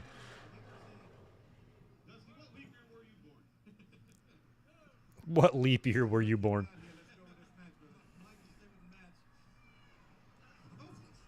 Be weird to be a leap year baby. It means when you're 20, you're 5.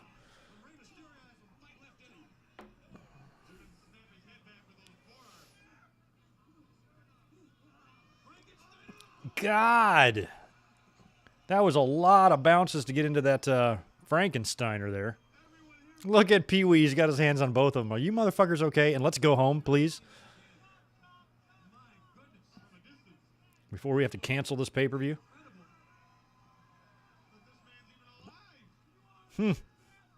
I love Heenan when he would call a cruiserweight match. This is just shit he's never seen before. So he's just blown away. His comments were like authentic because Heenan's era and just where he performed, trained, and learned all about wrestling was about as opposite from Mexican wrestling as you can get, you know. So for him to watch these matches was always a trip for me because he would sell everything. He's like, oh my God, holy shit. He's not going anyplace.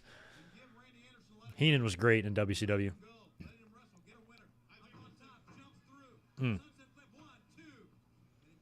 Heenan's departure for WCW was up there for me with Randy Savage's, is one that like bummed me out. Mean Gene did a little bit too, but not as much as Bobby Heenan. His really bummed me out. But he was still really good in WCW and entertaining as hell. Used to be rumors all the time that he was going to return to WWE because whenever they would trash WWE on commentary, give away the results and shit like that, Heenan would never participate. He'd just keep his mouth shut. He wouldn't go there. Because I don't think he had anything against WWE or Vince. It was just it's where the money was, you know. Plus, he was keeping his options open in case he wants to go back. I remember a big WrestleMania 12 Bobby Heenan rumor. They were saying he was going to show up at WrestleMania 12 and be the commentator with Vince. And when he wasn't, I was really bummed out. So it was a rumor that turned out not to be true.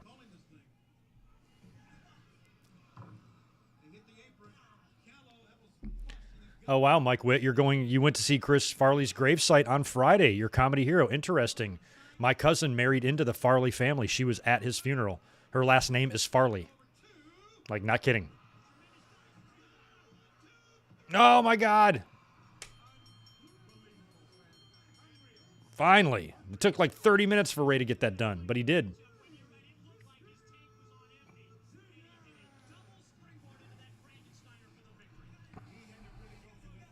Bobby Heenan's a legend, man. Even as a kid, even when you hated him, it was like he really was the first person for me that I experienced what it felt like to love to hate someone. Which that phrase is tossed around pretty loosely in wrestling. You know, and a lot of heels are like that. You have to love to hate them, but Heenan was my first experience with that. He's the first guy that I actually had that feeling about, to where I hated his guts, but I felt like the show would be lost without him.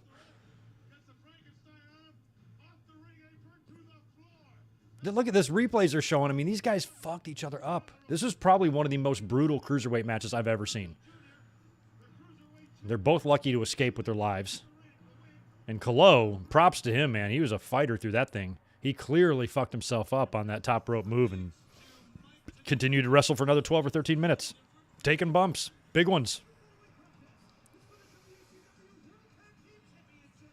What I always liked about Nasty Boys in WCW is their theme song was so similar. It was pretty much the same, except this one had lyrics. I think Jimmy Hart wrote them both, I guess. That's why they're so similar.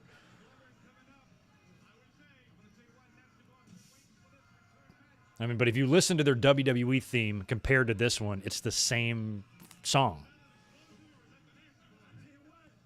Which at the time, back then, I found interesting. I don't think I knew why.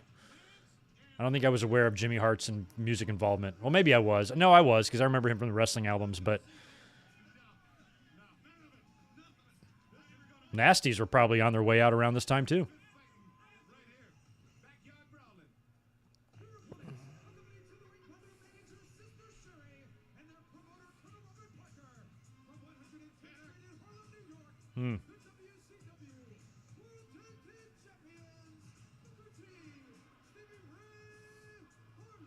Harlem Heat.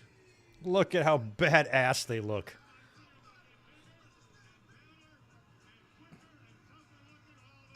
Like, if I was just like some super rich, awesome pimp, I would want to find these two exact guys to just accompany me everywhere I go. Out to a steak dinner, they come with me. Into a club, they come with me. Think I'll be messed with? And Sherry, you can definitely come too. As a matter of fact, you can lead the way. Parker, you're staying in the car, you weirdo. This is going to be me, Sherry, and the Heat going in. You are not allowed. And they got little Mark Curtis as the ref here. Yeah, Sags and Hall had something going on. Some tag match. Scott Hall is not... Scott Hall is tough. Like, I wouldn't want to fight Scott Hall. And the Nasties are tough guys, too, but I don't know. I think Hall could take them both.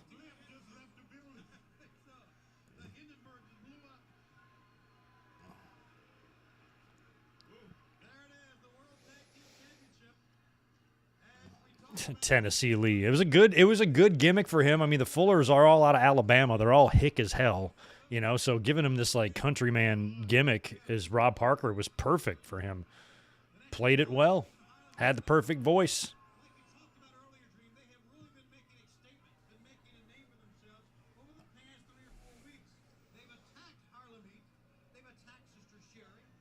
I always heard much more about Knobs after post Nasty Boys than I did Sags.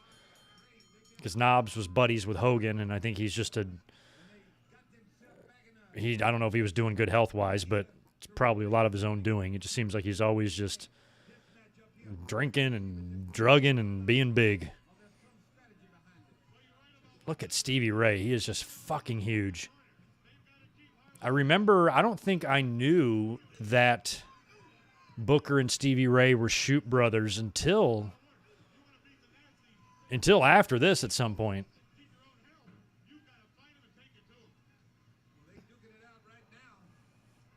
Yeah, I think he is. I have not heard of his passing. I think he is still alive. I saw him live a couple of times when he was in WWE.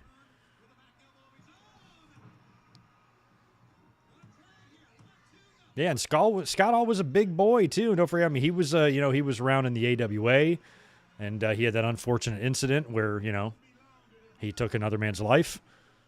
He's like seen some shit, and isn't somebody that I'd want to like throw hands with, At least, but not back in these days. Not plus just the political stroke he had.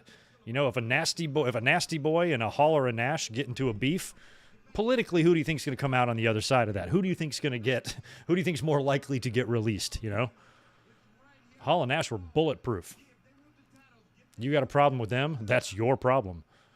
It's basically the way it was back then, which is slightly unfair, but also the name of the game.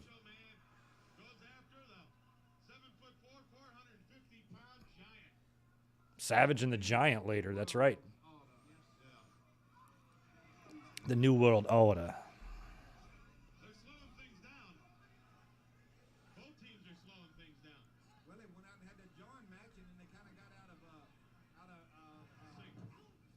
I always kind of liked that WCW had the logo in the ring.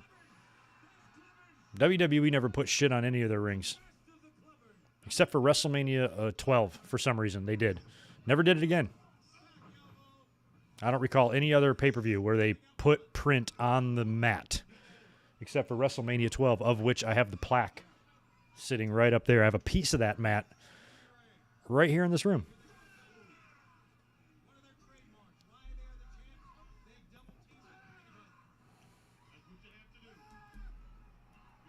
Oh, Scott Hall was huge. Yeah, he was always next to Nash. Man, there's a sweet mullet right by Stevie Ray's butt right now. You see it? Kind of gray. Greenish shirt.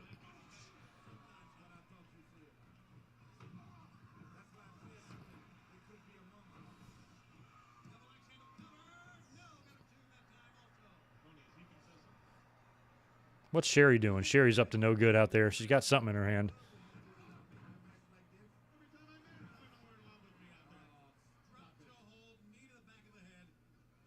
What was the Nasty's deal? Did Jimmy ever... He didn't manage them again, did he? When they were in WCW? Were they ever with Jimmy Hart? I don't think they were, right? They were just kind of on their own?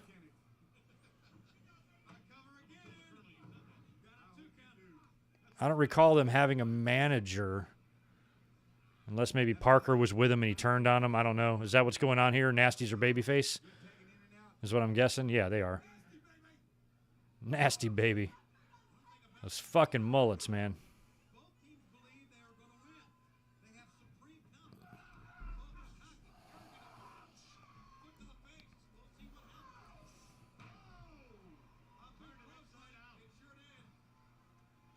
Oh, I forgot about the pit stop. If I was a wrestler, I'd just flat out refuse. I'm like, you can fire me. I'm not taking that. I'm not doing it. I will walk. I will leave. I will sacrifice my $1 million contract.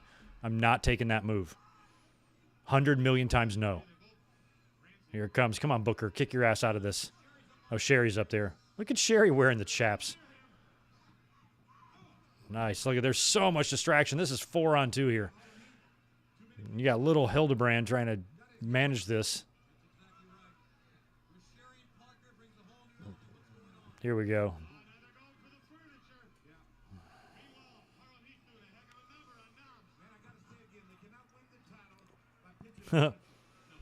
Booker T, I don't know how he's so consistently wrong about stuff. It's pretty funny. But in terms of him being like, I said this yesterday, felt like he's just kind of towing the company line. But it's not like he'll go anti-WWE too. I was on the Jericho cruise. He was there. That was an AEW, very AEW heavy event. And, I guess with his Legends deal, he can take maybe outside bookings. And then he addressed it in the little one-man podcast he had. And he goes, the reason I'm able to be here is because I'm Booker T and I can do whatever the fuck I want. Basically like F you, WWE. Even if you had a problem with it, I'm still doing it. So it didn't seem like he had all that much loyalty or anything. But, now he's, what he said about CM Punk. It's an opinion. It's fine. I'm not, saying he can't have one. But who in the fucking wrestling business looked at that return and saw that as a negative? And if you did, what the hell's wrong with you? So if anything, it was just like, felt like he was kind of bullshitting himself a little bit there. I'm like, okay, if that is a strikeout, I sure as hell want to see what a home run is. Because I'm not sure if the earth can handle it. Big scissors kick to the face of Brian Knobbs, who went down like a sack of trash.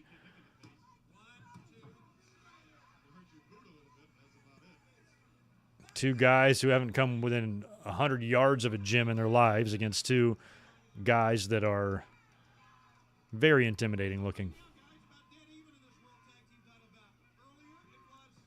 Oh, yeah, I wouldn't take the stink face either. I'd quit.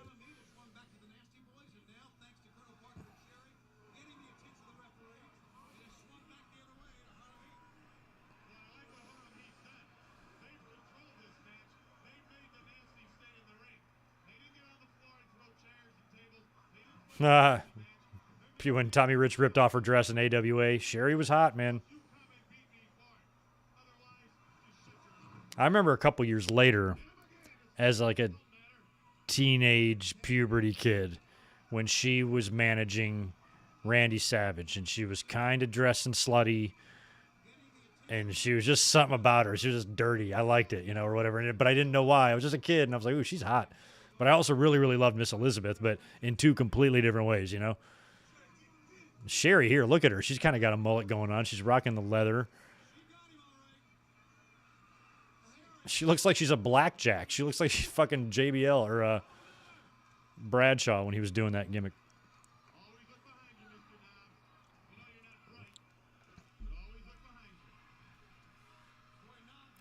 Look at Sherry. Oh, I thought she just fell, but she was running away from Sags.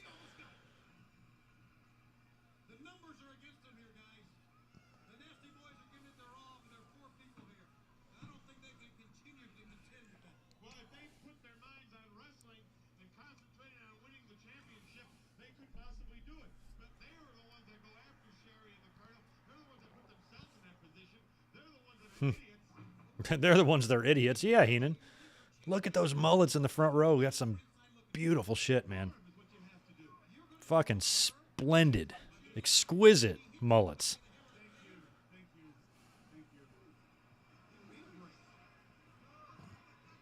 I don't know. Money in the Bank victory for Punk or AEW Rampage in Chicago? I'd probably say Rampage in Chicago. But both were epic. That skinny dude with the black mullet and the black shirt is pretty funny. He's my favorite guy in the crowd. He's about 2 rows back.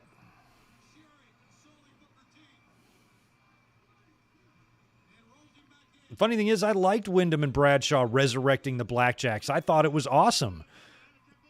I think they should have ran with it longer, but I mean, at the time, it wasn't a good gimmick for the time. It was 2 years too late. Would have been perfect in 95. Feuded them with the Smoking Guns. Fucking match made in heaven. But by 97 or 98 or whenever the fuck it was just too late. But I liked it because they did. Bradshaw and Wyndham did a great job of recapturing the look and feel. They were about the same size of those guys. Arguably both slightly better in the ring, I think. Actually, a lot better in the ring. What am I talking about? Bradshaw and Wyndham were better in the ring than Lanza and Mulligan by a mile. So I think the team could have done well. I think it was just at the wrong time. Oh, Sherry's in the ring.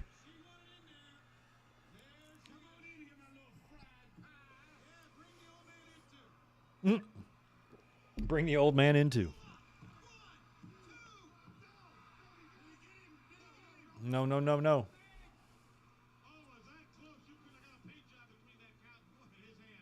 The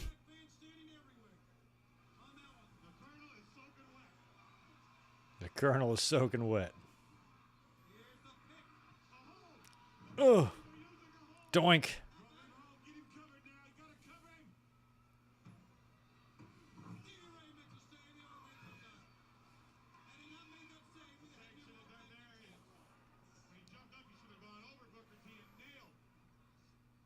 Look at Curtis holding back. Hildebrand's the size of Knobbs' fucking thigh. And he's trying to hold this guy back. That's why Hildebrand's the best. Oh, Sags took a ridiculous bump. You wouldn't fall that way. Oof. You know what? I think Sherry should have joined the NWO. I think she would have been great there. You'd add a female personality. You already had that later on with Liz, but Sherry's so much more animated and fits so much more to the NWO mentality. Put a baseball bat in her hand. Don't think she'd fuck something up. I think she would have been perfect in NWO. But they never stuck her in there. They should have. Give me her over Vincent any day of the week.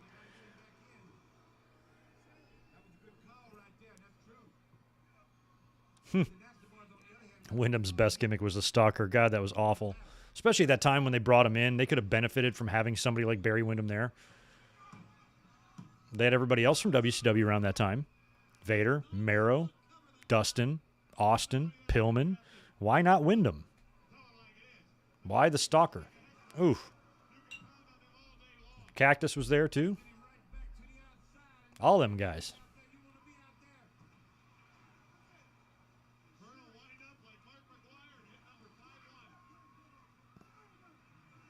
Damn, they are beating the fuck out of poor Sags. Oh. Damn, all three of them are on him. Jesus, nasties are just... Yeah, I think Liz's association with Hogan and Savage and guys like that got her in there, but Sherry fit it better. They should have kept Liz babyface and put her in... that's what they should have done. I like some rebooking in the NWO right here. They should have kept Liz out, put Sherry in, and then have those two come back together. Like have Sherry attack Liz or intimidate Liz. You know, a little callback from their WWE days and their history there. And, you know, and Sherry was so much better at being the ruthless heel. And Liz always just had this innocence to her. Would have gotten a ton of sympathy. And then whatever babyface is backing up Liz, whether it's Savage or Lex or whoever, you know, coming to her aid, you know, could get a good reaction from the crowd. But having Sherry kind of get some payback on Elizabeth for what happened in WWE at WrestleMania 7, at WrestleMania 6, you know, between those two, would have been the way to go. Could have put woman in the NWO too. Sherry would have fit better because of the WWE heavy nature of the NWO. And Sherry, all her time there, where woman really wasn't there. Woman's personality would have fit in NWO, but who she was in her history would have been better for WCW. Sherry, I think, was perfect for it.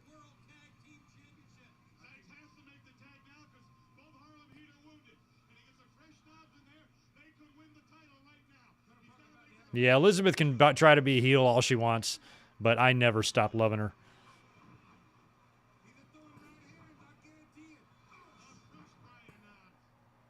Get in there, Sags. What are you doing, dude? Knobs got the hot tag here. He's beating the shit out of both of them. They're giving Knobs and Sags are doing better than I thought here in this 4-on-2 situation. Stevie Ray with the save. Hildebrand trying to keep it all together in there. His hands are full.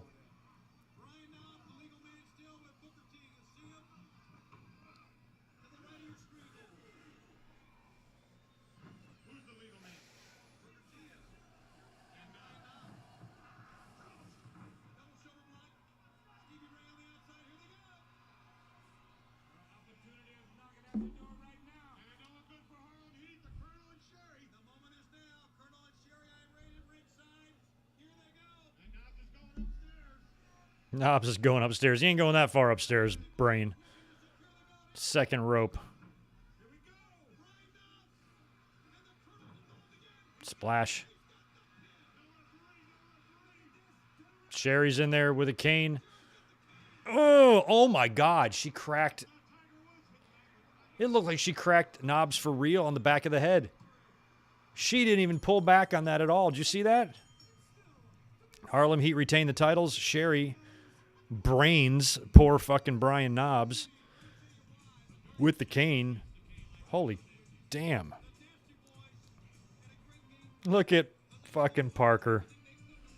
That guy is a twitchy ass spaz. I cannot stand him.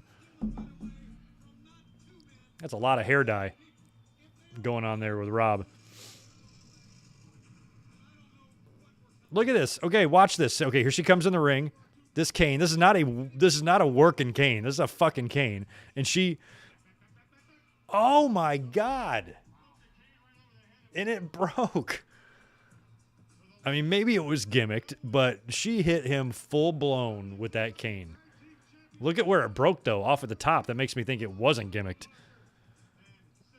She literally broke it over his head. Did they have heat or something over after that? Damn. That was crazy, son.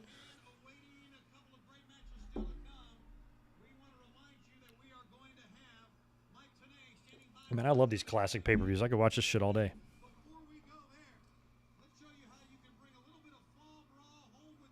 Oh, good. We can learn how to bring Fall Brawl home with us. We're going to learn about it right now. Here we go. What the big boys wear.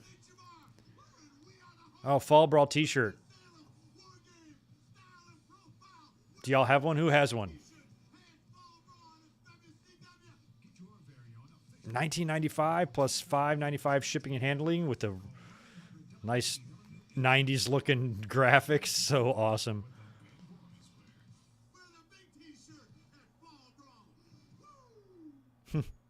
I wonder how much Flair demanded for that promo.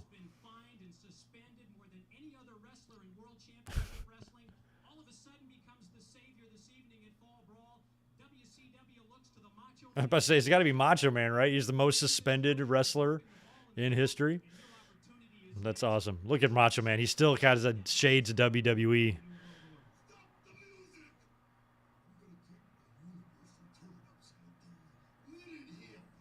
Let it happen. Macho looks great in that Nitro shirt. He looks awesome.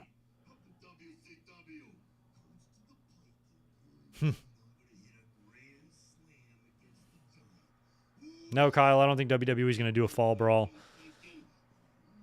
They kind of moved that to NXT. Because you got to do the double cage if you do Fall Brawl. Damn, Savage.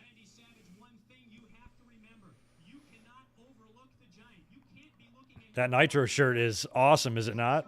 Savage looks great right here. This is the best he's ever looked in WCW to me. It's good to see you, Randy. You were right about that. He always walks down that aisle. He for years he's been walking down that aisle.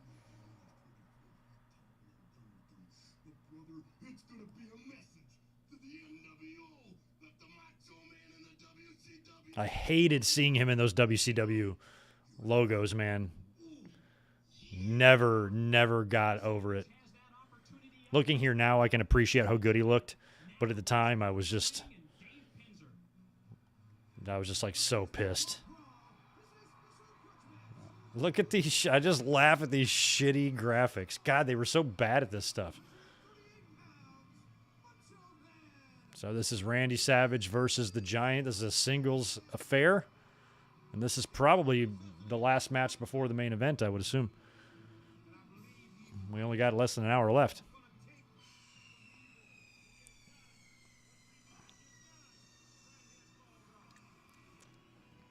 Yeah, there were Fall Brawl shirts. You just saw one right there. Ric Flair just sold one. Oh, he's got Slim Jims.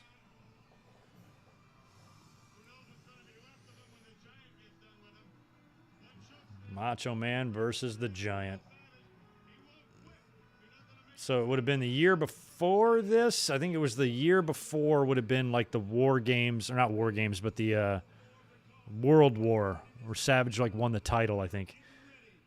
I don't recall how many times he'd been champion up until this point. I think just once. And the Giant. And the Giant was a part of the Dungeon of Doom up until he joined the NWO. I like that he's coming out to his Giant music, though. Even though he's in the NWO. He should have coming out. He should be coming out to the dare.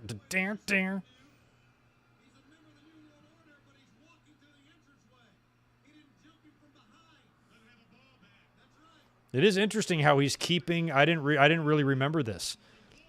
Oh, there we go. Now it's kicked in. I was about to say he's keeping the Giant character intact, even though he's part of the NWO. That was weird to me. But then they hit the music at the end. But now the match is underway. Savage jumped. Just jumped Giant.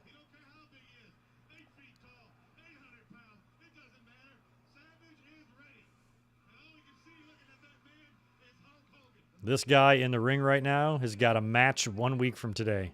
How crazy is that? Look how young he is back then. My God.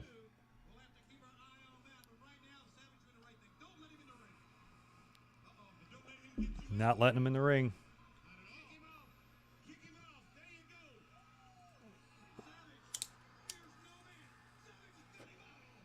Oh, wow.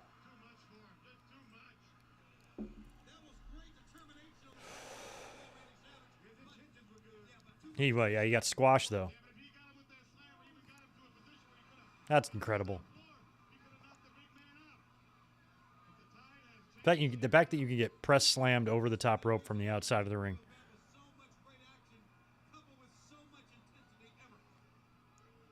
Oh, I love Savage and DDP shit in '97. It was good.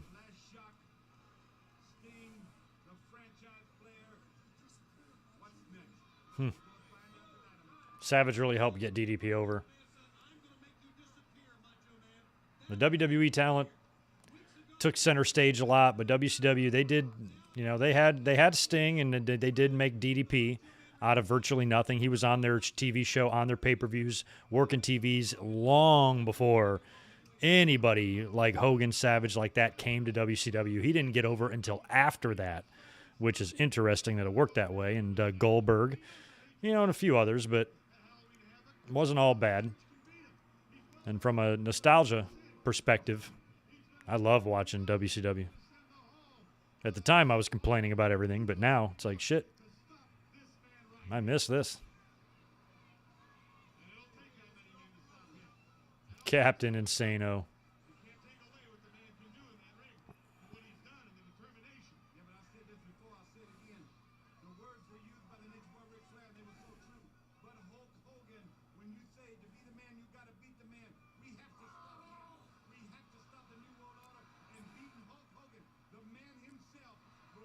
Ugh. I didn't like WCW's. They're 18 by 18, I believe, and WWE's 20 by 20. And it's not a huge difference, but it matters, and you can tell. And when you combine that with WCW's like cable ropes, I always thought that the in-ring action was odd and stiff-looking at times in WCW. They didn't have enough room to move around. The ropes weren't as flexible, and it wasn't until the cruiserweights got there that I was able to like almost prefer a ring like that. Look at the Big Show, or Giant has got Savage in the submission, and he's looking into the crowd to see what's going on. All these people are watching something going on. Oh, maybe that's what it is. Maybe somebody's coming out, or maybe it's a fight. Or maybe fucking Jeff Gordon came down there, and all the hillbillies are like, wow, it's Jeff Gordon. Could be anything. Raymond Fran, that's an excellent suggestion. Halloween Havoc 1997 or 1995, excuse me. I'd like to do one, and when it comes to Just for Laughs, that one would be pretty damn funny to watch. We're definitely gonna do some Halloween Havocs, because I don't know, we'll do a No Mercy or something in October, but I think October we'll definitely do at least 2 Halloween Havocs. So 95 could be one of them.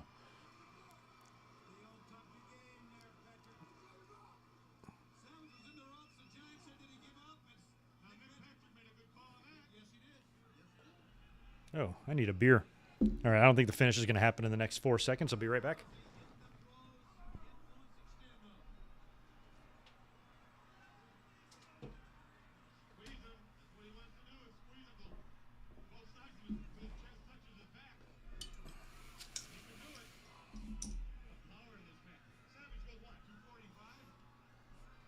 Oh, we got a bear hug here. Your dad tried to do this to me.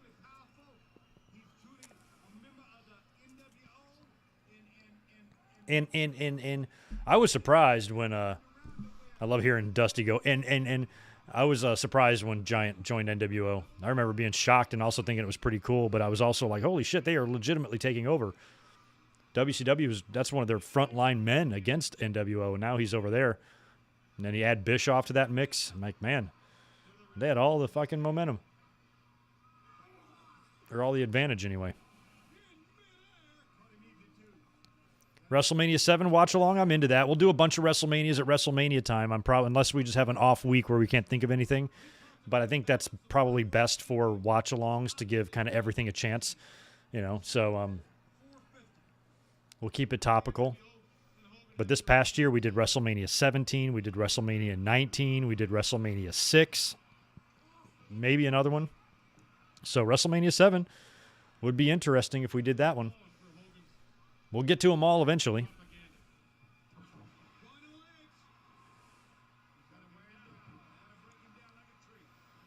Breaking them down like a tree.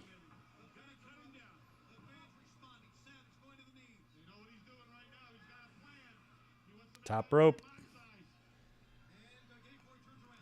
What's he going for? Oh, kind of a bulldog, sort of. He's got the Giant down. He's going to get kicked out so hard here. There he goes.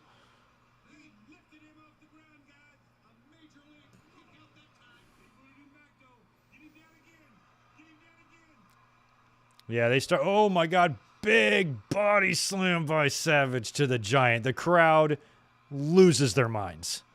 Oh, Savage. Look at his tights looking like an NXT logo. He looks so awesome. Up here comes Hogan.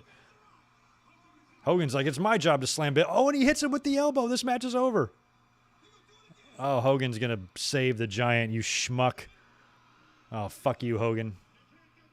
Oh, look at him suckering Savage in. Savage, you got to be smarter than this. Hogan's such a chicken shit motherfucker. You know you're going to get taken out here. Oh, there's Hall. Ah, he saw it coming. Here comes Diesel. Bam. This has got to be a DQ. Nick Patrick, what are you doing? They're putting the boots to him. I love that phrase. Damn. Chair shot. So what are they taking him out to eliminate him from being a possible fourth man for WCW? Is that the motivation here? And Nick Patrick doesn't see any of this. License taken away from him. He does. Take that license away. This match is over.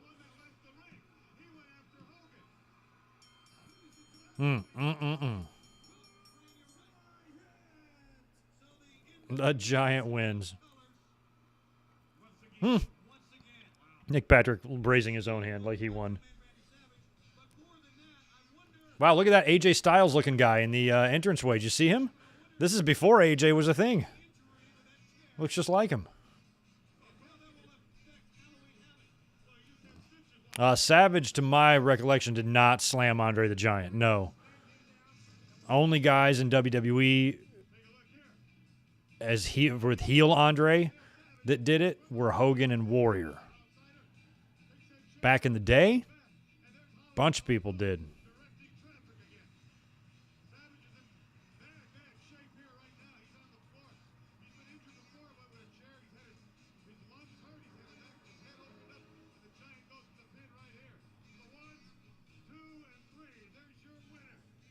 All right, this should be time for the main event now.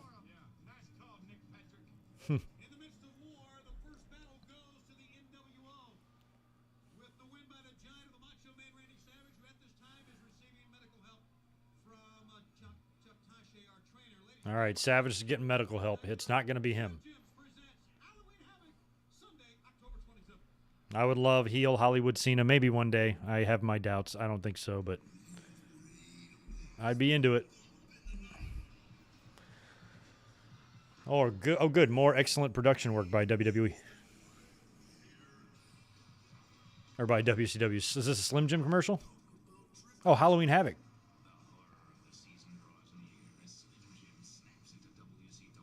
Now, Halloween Havoc, they knew how to do a pay-per-view set. That was probably my favorite WCW set, was Halloween Havoc. Always looks so good. All right, here comes the cage.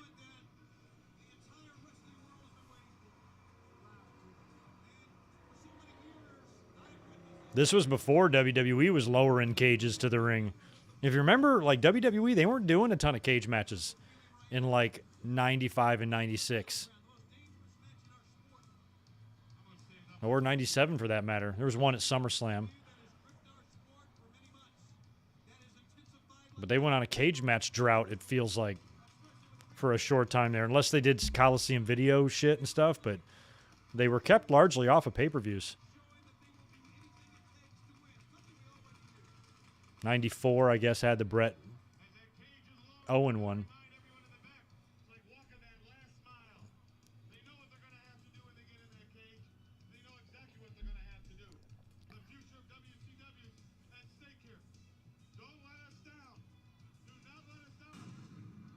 Damn, pyro for the cage.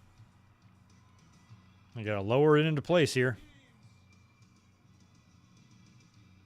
I thought World War III was a little weird, but I remember the first one being really interested in seeing everybody they brought in for one night to do it. Some interesting names in there. Look at Woman. Look at Liz. Look at Arn.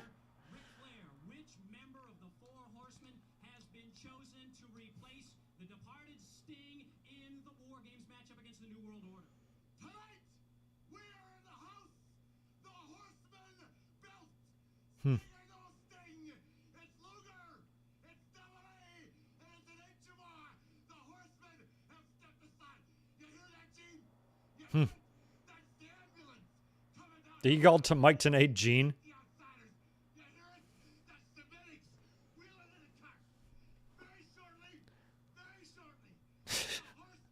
Flair is on crack. Oh my God. Does he? What did he? I don't even know idea what he said. Look at Flair. Look at Woman. She's like, settle down, bro.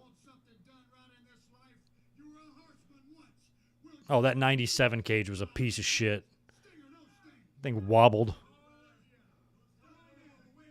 They tried to pull that thing off after Hell in a Cell. Give me a break. Look at Sting. Here he is. So this is his first appearance.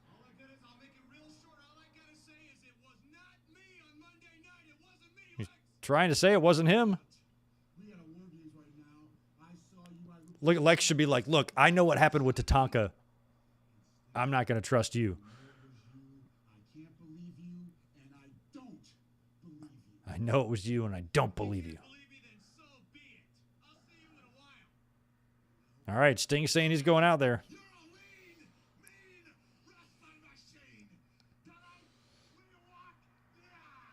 Luger looks like fucking Doc Brown on roids. Here we go. They got Buffer in here. All right, here we go. Buffer with the introductions here.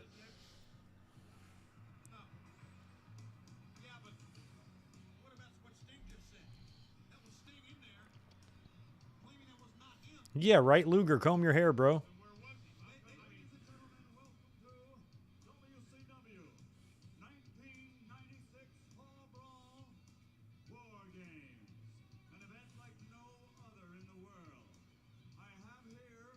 You got a lot of notes. Look at them. Can almost read them. There are 7 periods in War Games. The first period lasts 5 minutes. All other periods are 2 minutes. One man from each team enters during the first period. Probably be about a 20-minute match or so. First period, the head referee flips a coin. Or probably close to 30, maybe. A second man. After period 2 ends, the other team sends its second man, making it 2 on 2. After period 3, Yeah, the Horseman got buried for sure in the WCW NWO stuff. Could have been, you know, the primary group used to combat the NWO because they were really NWA. They were really WCW through and through. But they took a back seat. Politics is a hell of a drug. time is kept at ringside. The head referee has final say in War Games. And now, ladies and gentlemen, here are the names of the combatants. Tatanka should have been brought in by DiBiase instead of 6 into the NWO. I agree. For sure. Has released only 3 names. One is the Go up against Luger. until his entrance. Our three And of course, Luger would join. They'd all join. for the NWO, DDP, I think, was the only holdout. Kevin Nash.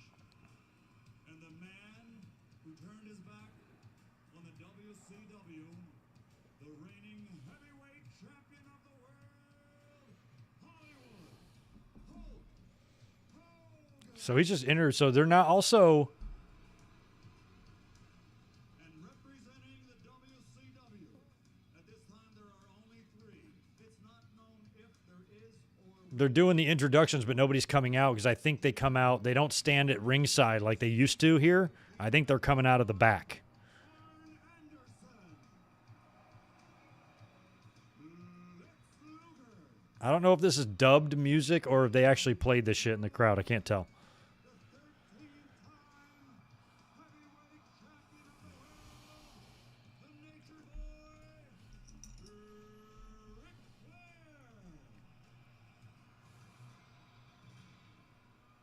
And now, are you ready for War Games? Winston-Salem, North Carolina. Winston-Salem. I've been there. It ain't a pretty place. Never been to that arena, though. I had to go to Wake Forest a couple times as a kid for, like, science fairs. Like, me and a couple friends did really well, and they sent us to, like, the state finals twice in Winston-Salem.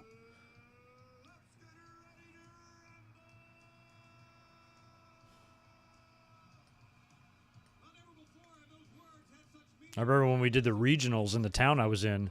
They're like, I'm like so oblivious. I'm just a kid and I'm talking, and my mom is there, and she's like, "You won, dummy. Go up there," or whatever. And we went up, and then they sent us to Winston-Salem, where we did okay.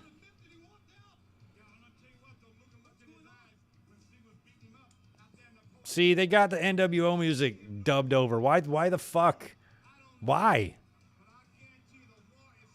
Does that mean it's dubbed everywhere, like on No Way Out 2002 when they come to WWE? Is that dubbed over here? Are they playing this shit for you guys too? The same crappy music, right? Oh, this sucks. The NWO isn't NWO without the music. Scott Hall's kicking this thing off, obviously, with DiBiase, who had his last match against Scott Hall, I believe. Here comes Arn. Arn and Scott kick things off.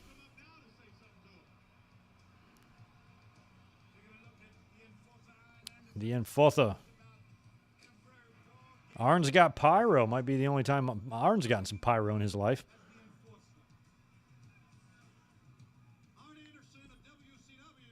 This music is bullshit.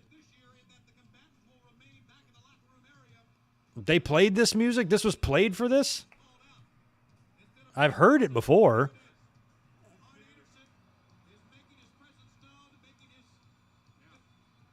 I have to go back and watch the original. I've got the file somewhere.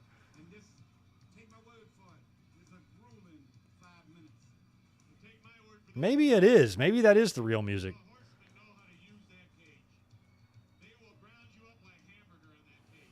Spines are about to bust. He's here to enforce shit. And I believe he can do it. Hey, does anybody have a word on that silly fight with the Jake Paul or whoever the fuck? There's Scott Hall just unloading some right hands quickly on Arn's face.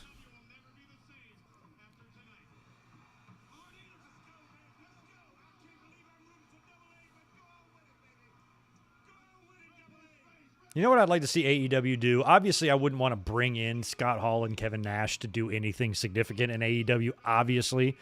But maybe for fun, just 1 week, call them and say, hey, can you make one appearance? We'll pay you. All we're gonna do with you is sit you in the front row and give you tickets and recreate the shot of them when they first formed the NWO or when they first came in as the Outsiders. And they were at the front row and Nash is like smiling with the ticket. Like recreate that just for Dynamite 1 week, and then that's it. Like just for fun. Like something like that to me would be so fun. They'd probably both be down to do it. Sitting there in the front row with tickets in their hand on TNT. on on a wrestling show would be fun. Don't bring him in to run an angle or anything. Nothing like that. Just do that. Might be kind of fun. Oh, crowd is definitely going to be behind Double A in this town. Hell yeah. I lived in the state, man, and a lot of if you just have a conversation with a casual person, a local person who does happen to know about wrestling, more often than not, they're gonna say names like Flair, Arn, Magnum, before Hogan and Savage, like for real. Especially people who live there all their lives, that's what they remember.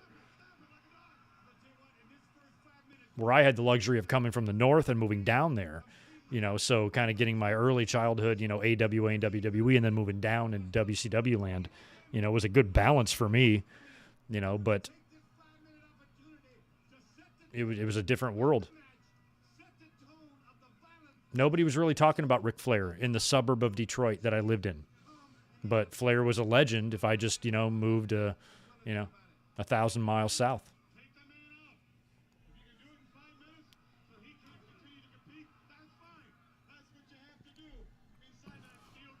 Dusty being the fourth member of Team WCW? Maybe. At this time, maybe. He'd still wrestle a little bit.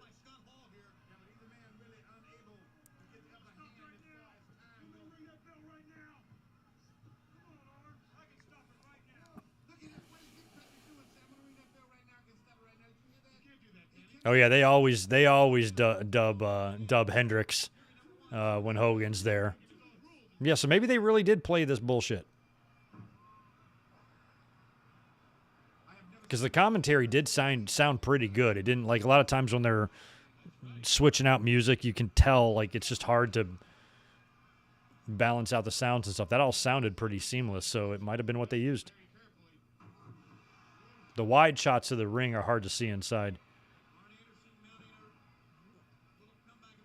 That ring's all janky as hell, too. The corners are all uneven. It's kind of funny. It kind of adds to the charm of it. That's why I don't like WWE's cages and shit and their elimination chambers and all that stuff, because everything's got to be so perfect and pretty. It needs to be crooked and lopsided and a little gritty looking. Have blood stains on it from the previous match. Thing looks like a goddamn toy, which it is because they sell it. But I appreciated, like, the lack of attention to detail back then that WWE is so anal about now.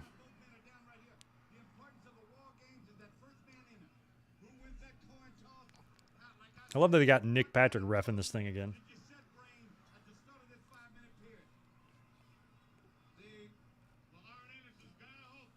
Oh, that's what it is, Alan Carter. That's why it sounds familiar, because we did a watch-along of Bash at the Beach 96 a couple months ago for the 25th anniversary of that. And I remember that's where I've heard it then, because I was like, it does sound familiar. So I don't understand what goes into these music decisions on the network, but it's annoying as hell. All right, we got 20 seconds left until some other fucker comes. Who's got the advantage? I forgot. There was a coin toss or no? There usually is.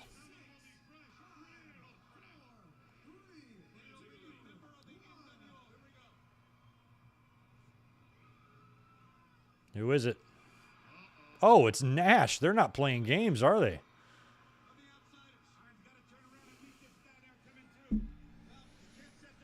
So who comes out next for NWO? Is it Hogan or is it the fake Sting? So I had forgotten that the Sting coming out of the limo thing was the go home to fall brawl. So Sting was still trying to convince them that it wasn't him.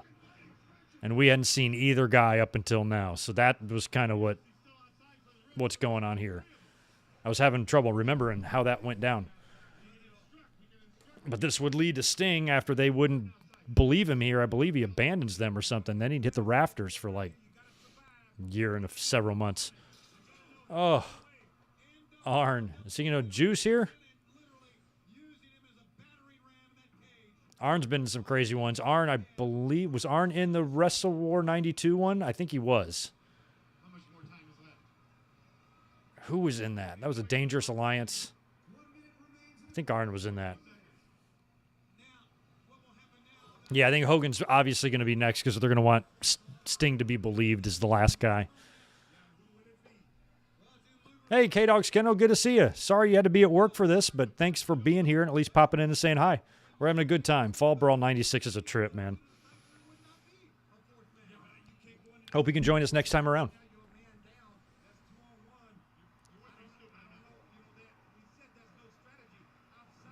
Yeah, the wide angle of the cage is tough to see.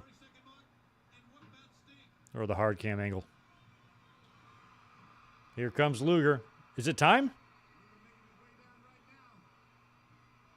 Did the timer go down? It's not even down yet. Who botched this? That's okay. It's War. Heenan just sells it. Oh, he takes them both out. I love that the countdown. He jumped the countdown. His hair's all messed up. He's jumping countdowns. He's a mess. Our pets' heads are falling off. What is going on? Look how low the ceiling was on that thing. Pillman took a nasty bump on that in one of these matches. Thank you for looking that up, Ben. So it's not dubbed there. It's interesting. Yeah, I ordered the next year's Fall Brawl as well, and I watched Hennig's turn. My spot. There's some controversy involved there, too, because the NWO did the Horseman Arn Anderson retirement parody. Got a lot of heat. Real heat. I laughed my ass off, even though I probably shouldn't have. Cracked me up.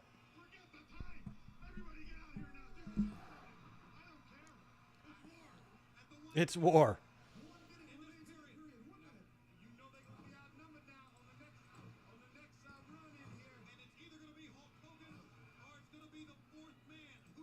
The fourth man.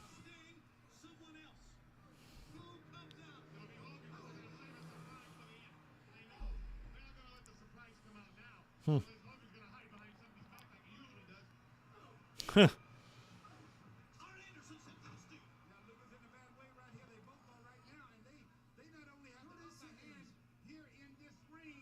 Yeah, it's going to be Hogan next. Faux show.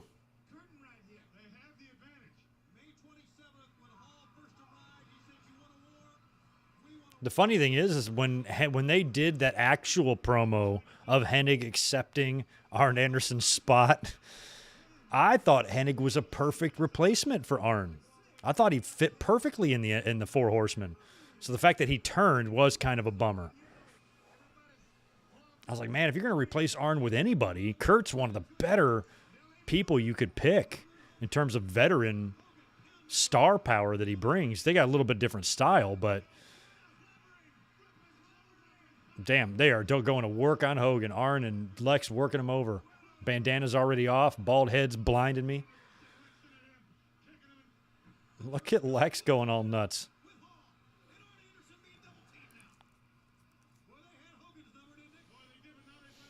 Yeah, the cage in the corner is all busted. And that's what I like about these cages. They look like shit, and that's what makes them awesome. The low ceiling tickles me. The first Hell in the Cell, first couple Hell in the Cells would be like that. They wouldn't get high. They wouldn't get double their height after a while.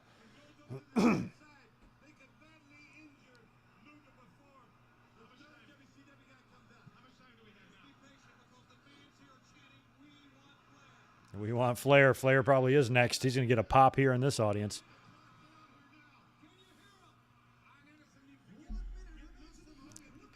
One minute. Oh, thank you for that, K-Dogs. Wrestle War 91 was Pillman's bump. Sid gave him that, I think. Yeah, WCW was heel heavy, but they were cool heel heavy. They're changing the game, man.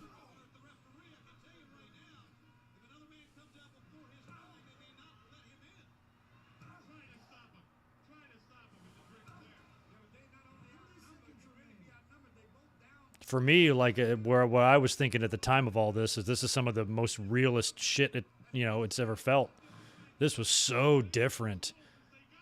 And we already seen some pretty gnarly War Games matches, but just like the storyline here was just different.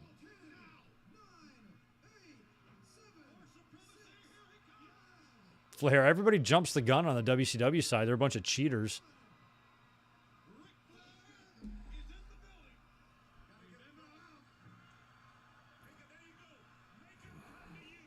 Make them come to you.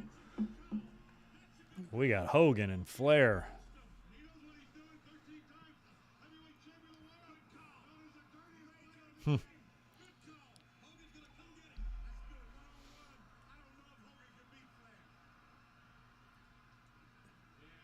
Oh, wow. I remember a few years later, I want to say it would have been like 99 or something. They kind of did that like double turn deal in the cage between these two guys. I thought it was done pretty well.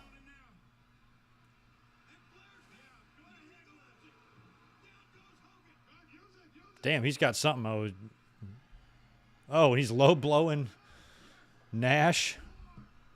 Low blow to Hall. Flair brought his dirty bag of tricks. He's strutting. He's wearing green and yellow just like Fall Brawl.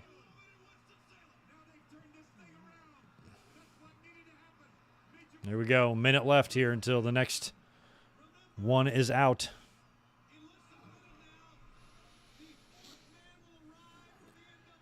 This is who's going to be Sting. And this is where the fans will probably get a good idea that it's not the real Sting. It's when they actually see him here.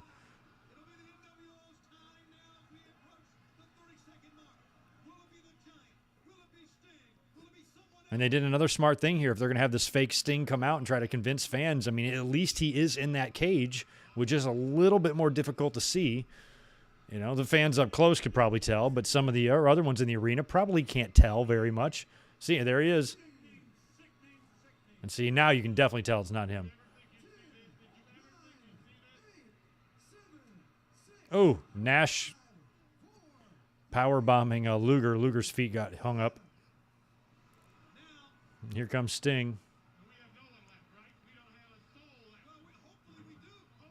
Arn attacks. I mean, see, like from here, I mean, I'm telling you, if you're watching in pre-HD era, you might not be able to tell. At least from the hard cam angle. Maybe when he's making his entrance, you could probably tell. But here, he's doing all right camouflaging it.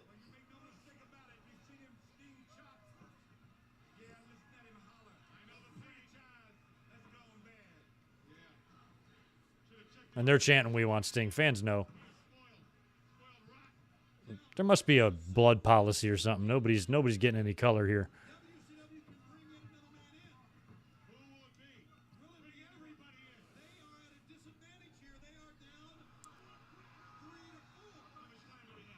Camera's doing a good job of not focusing on him.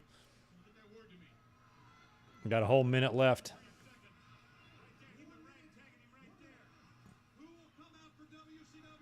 Yeah, this is all going to lead to the Crow being born.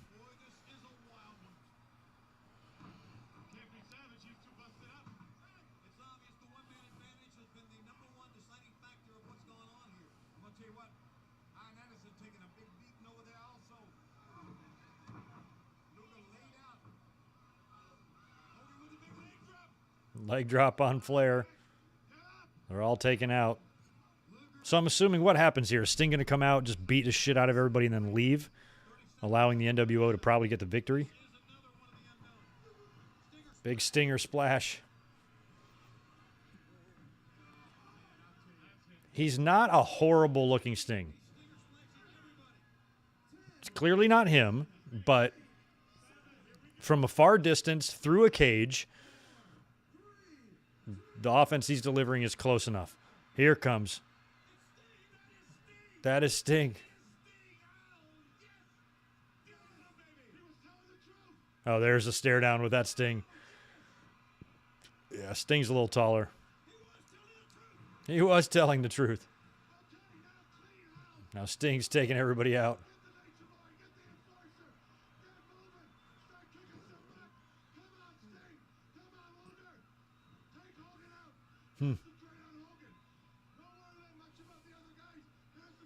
Now Luger and those guys are like, what the fuck?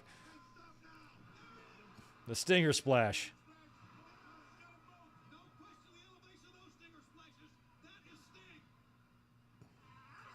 Trying to think how many people on this pay-per-view tonight are still active in the ring. Technically Sting, technically Giant, technically Ray. It's 3. See if there's anybody else we're missing.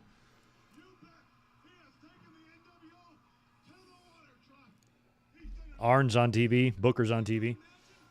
Flair was on TV tonight. Lots of guys are still involved. Oh, see, Sting is pissed. He's like, you didn't trust me, man. Oh, flips him off. So I'm pretty sure probably the next night on Nitro is he'll cut the "you fans can stick it" or whatever promo and goes to the rafters.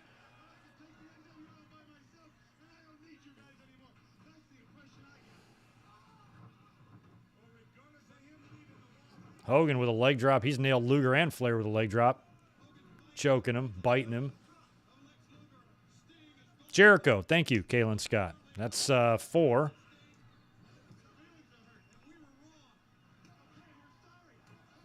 Flair unloading some chops. Look at those 2 former Survivor Series 92 teammates. Hall selling those chops. My God.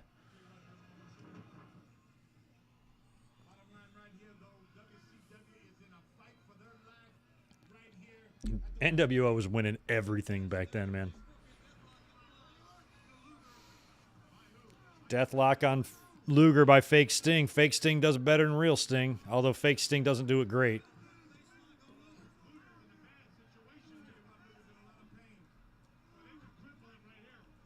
I wish that was Bret Hart with the sharpshooter on the narcissist.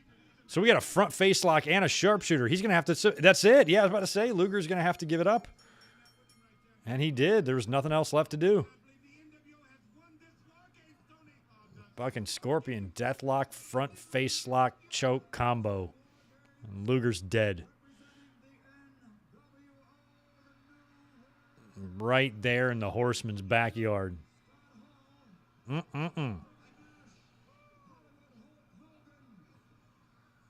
Yeah, I remember I watched the promo after this where Sting said, fuck off. I'm going to go hang up on the roof for a while.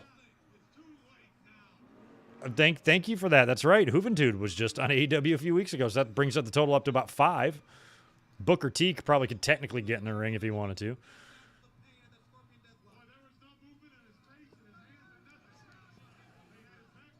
Chavo is still around. Chavo's got a presence with Andrade, just like Arn does with Cody and Brock. There's a lot of personnel. There's a lot of faces on the show that are still around. Look at Luger crawling away. Tatanka.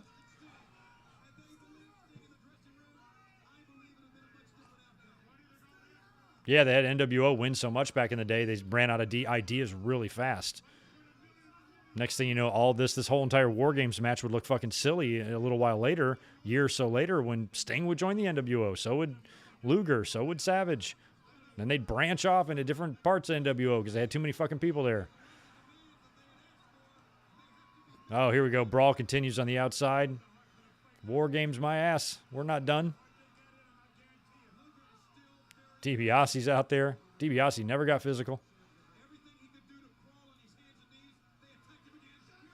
There, Savage is back after getting carted off. He's got his hands on Hogan. Is this what they would do? Okay, so help me out with my timeline here. Hogan and Savage here, right? This was probably Halloween Havoc 96. I think was Savage Hogan, and that's when Piper came out at the end of the pay-per-view. It's probably what this is all setting up here. Here comes Giant. Yeah, I think Halloween Havoc was 96 was Savage Hogan. I'm pretty sure.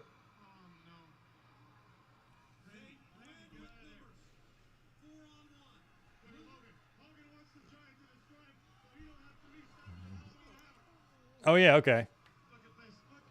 So that's what they're talking about. He just said that. So was that the stip in the previous match or something? Who would face Hogan at Halloween Havoc?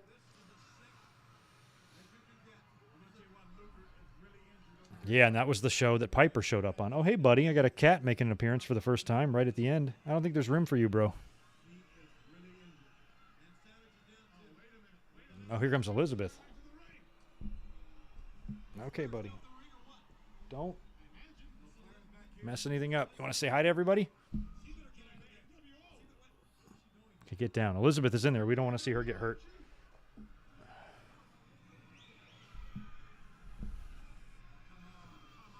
Oh, he's got spray paint.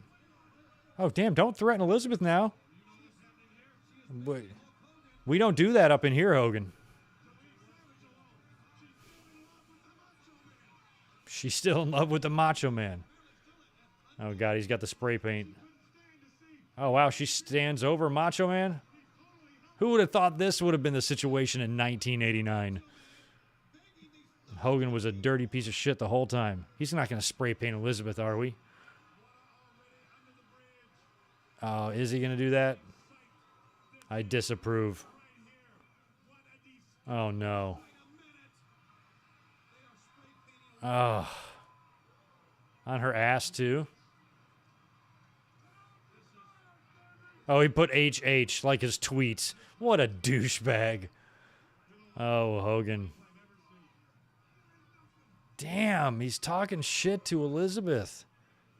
You used to love her, dude. Remember when Savage fell on her on the main event and you carried her backstage all crying because she was hurt? You're going to spray paint her now? Fuck you, Hulk Hogan. Oh, you're going to talk? Oh, God.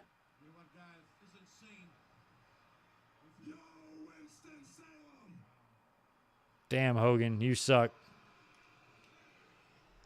I don't like him even more now.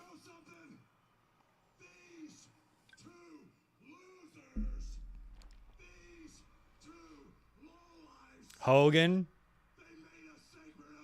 you're making a fatal mistake.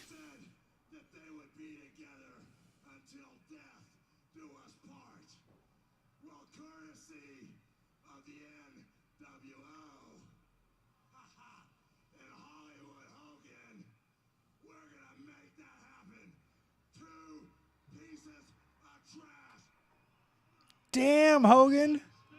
The Mega Powers and Elizabeth are pieces of trash. Look at that. Those were his partners at the very first SummerSlam against the man that's standing alongside him, Ted DiBiase, and the son of his tag team partner. Oh, Hogan, you slimy dirtbag fuck. I forgot he did on disparaged Elizabeth. I'm a little scarred from that. I kind of forgot that happened. Look at this asshole. Look at his face. I'm not going to be able to sleep at night. I just want to murder 1996 Hulk Hogan with my bare hands. Slap his stupid, dumbass black beard.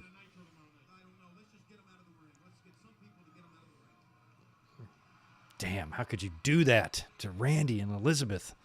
Ugh. This piece of shit. Now they're posing for the camera.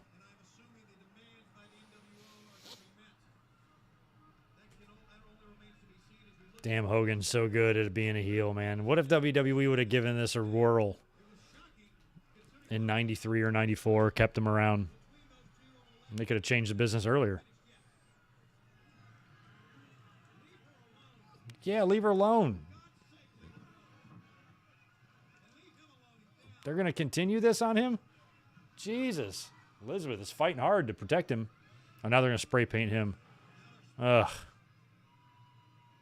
NWO. Looks like it says Z30.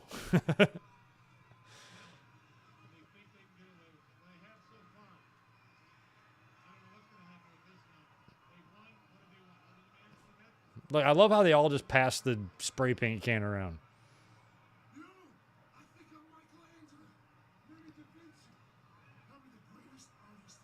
You're not Da Vinci. You better shut up about the spray paint and worry about QT Marshall because he's gonna whip your ass. I'm gonna DM him and ask him to get payback personally for this incident that I'm watching right now.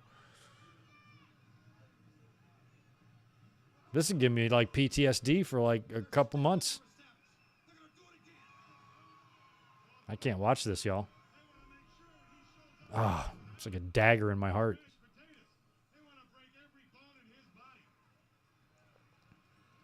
Oh, Hogan, you douchebag. That's what it looks like, right? It looked like Z30.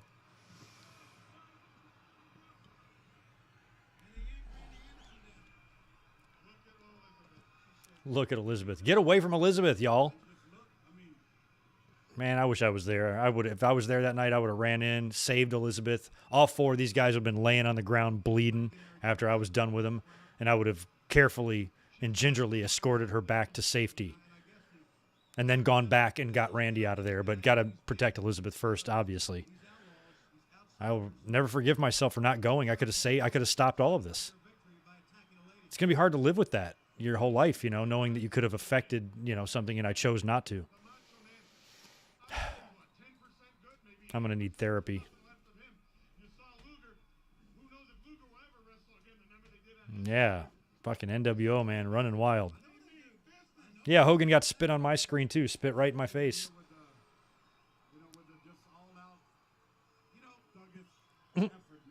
All-out thuggish effort. Pay-per-views ended in disappointment a lot in WCW for the audience, especially this particular audience that's very pro-WCW and pro-Flair.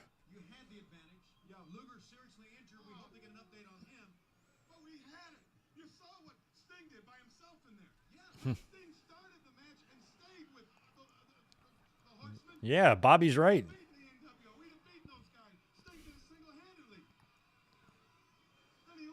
I love how we have a whole little post-show kind of chat here. I miss those days. Oh, God. Oh, they're coming up here. Oh, yeah, this is where my thumbnail came from. I was watching the ending of this, and I was like, ha.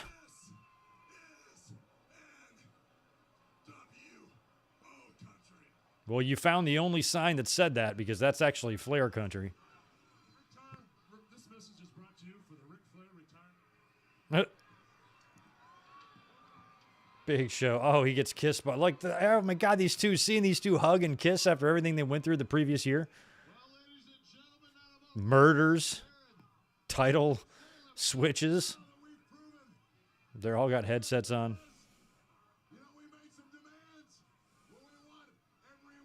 They're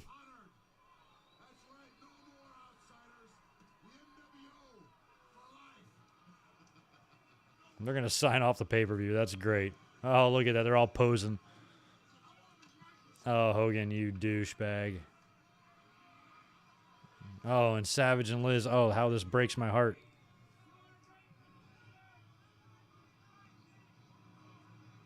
Savage is like, do my tights still look 90s? Okay, that's all that matters. I'm fine. I'll be fine.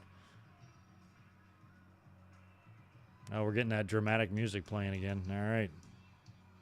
Oh, that's a wrap on old War Games Fall Brawl 1996. That was a fun watch. Man, hadn't seen that. Totally forgot about the crazy ending.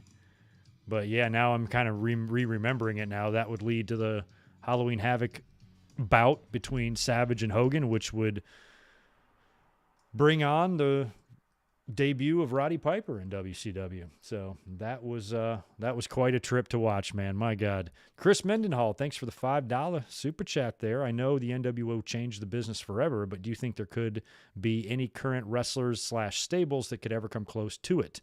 The Elite. Close to the NWO? I don't think so, just because you can never recreate that particular scenario. You can make a faction with stars arguably as big as those guys, but the circumstances as to how they got there and how they formed the NWO was unique to that time and can't ever really be duplicated in today's day and age of contracts and shit. Now that we have AEW around, there's a chance and stuff, but, something, Punk and Bryan, would have been a good example of that if they were able to come in and do that and form a stable or whatever. But I don't think anybody's going to reach that level again. There's going to be plenty of successful factions and stables throughout the years. There already has been, with Evolution and groups like that. But to compare anything to what the NWO did 25 years ago is going to be pretty fucking hard to do. And is going to take a catastrophic kind of shift or change in just the overall way the business looks now for that to happen again.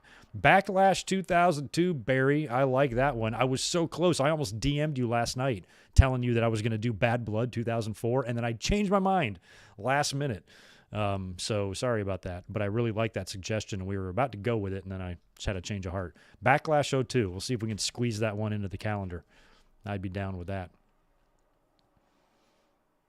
Yeah, Punk, Bryan, and Cole. Yeah, I mean, for today's day and age, that would be a big deal, but it would never compare to the numbers and the attention that the Outsiders got. Nothing will ever touch that. Yeah, random. I like that, Angie, doing a random Raw Attitude Era. The only reason I've stayed away from Raws is because they'd be really quick. They'd be like an hour and a half, and sometimes it's fun to stay up here a little bit longer than that. But maybe we could do a couple of them or, whatnot. So that's also a possibility. So doing a random Raw would be fun. A random Nitro would be fun. Clash of Champions, somebody had mentioned earlier on. So there are definitely some options. Yeah, I know. I'm with you, Mike Witt. Now I'm pissed too about that. That's right. Triple H and Hulk Hogan at Backlash 2002. That match actually pissed me off. So that would be a fun one to watch as well. So we will we'll think about it and put that stuff on the calendar. Thanks again for being here tonight. I'm going to go ahead and get out of here now, but I will be back tomorrow for the Raw review. So just tune in here to the channel. Right after Monday Night Raw, we'll be here to talk about it. I will have a review, I'll link to that review up on the channel probably just later on tonight. And I also have a Patreon review in the works, courtesy of Mike Sem. That's coming up very soon, and it's going to be on Great American Bash 1989, Flair and Funk. A lot of good stuff there. There's a War Games match on that one too, actually. So that's going to be a retro review coming to the channel here within a week or so. So keep an eye out. But y'all have a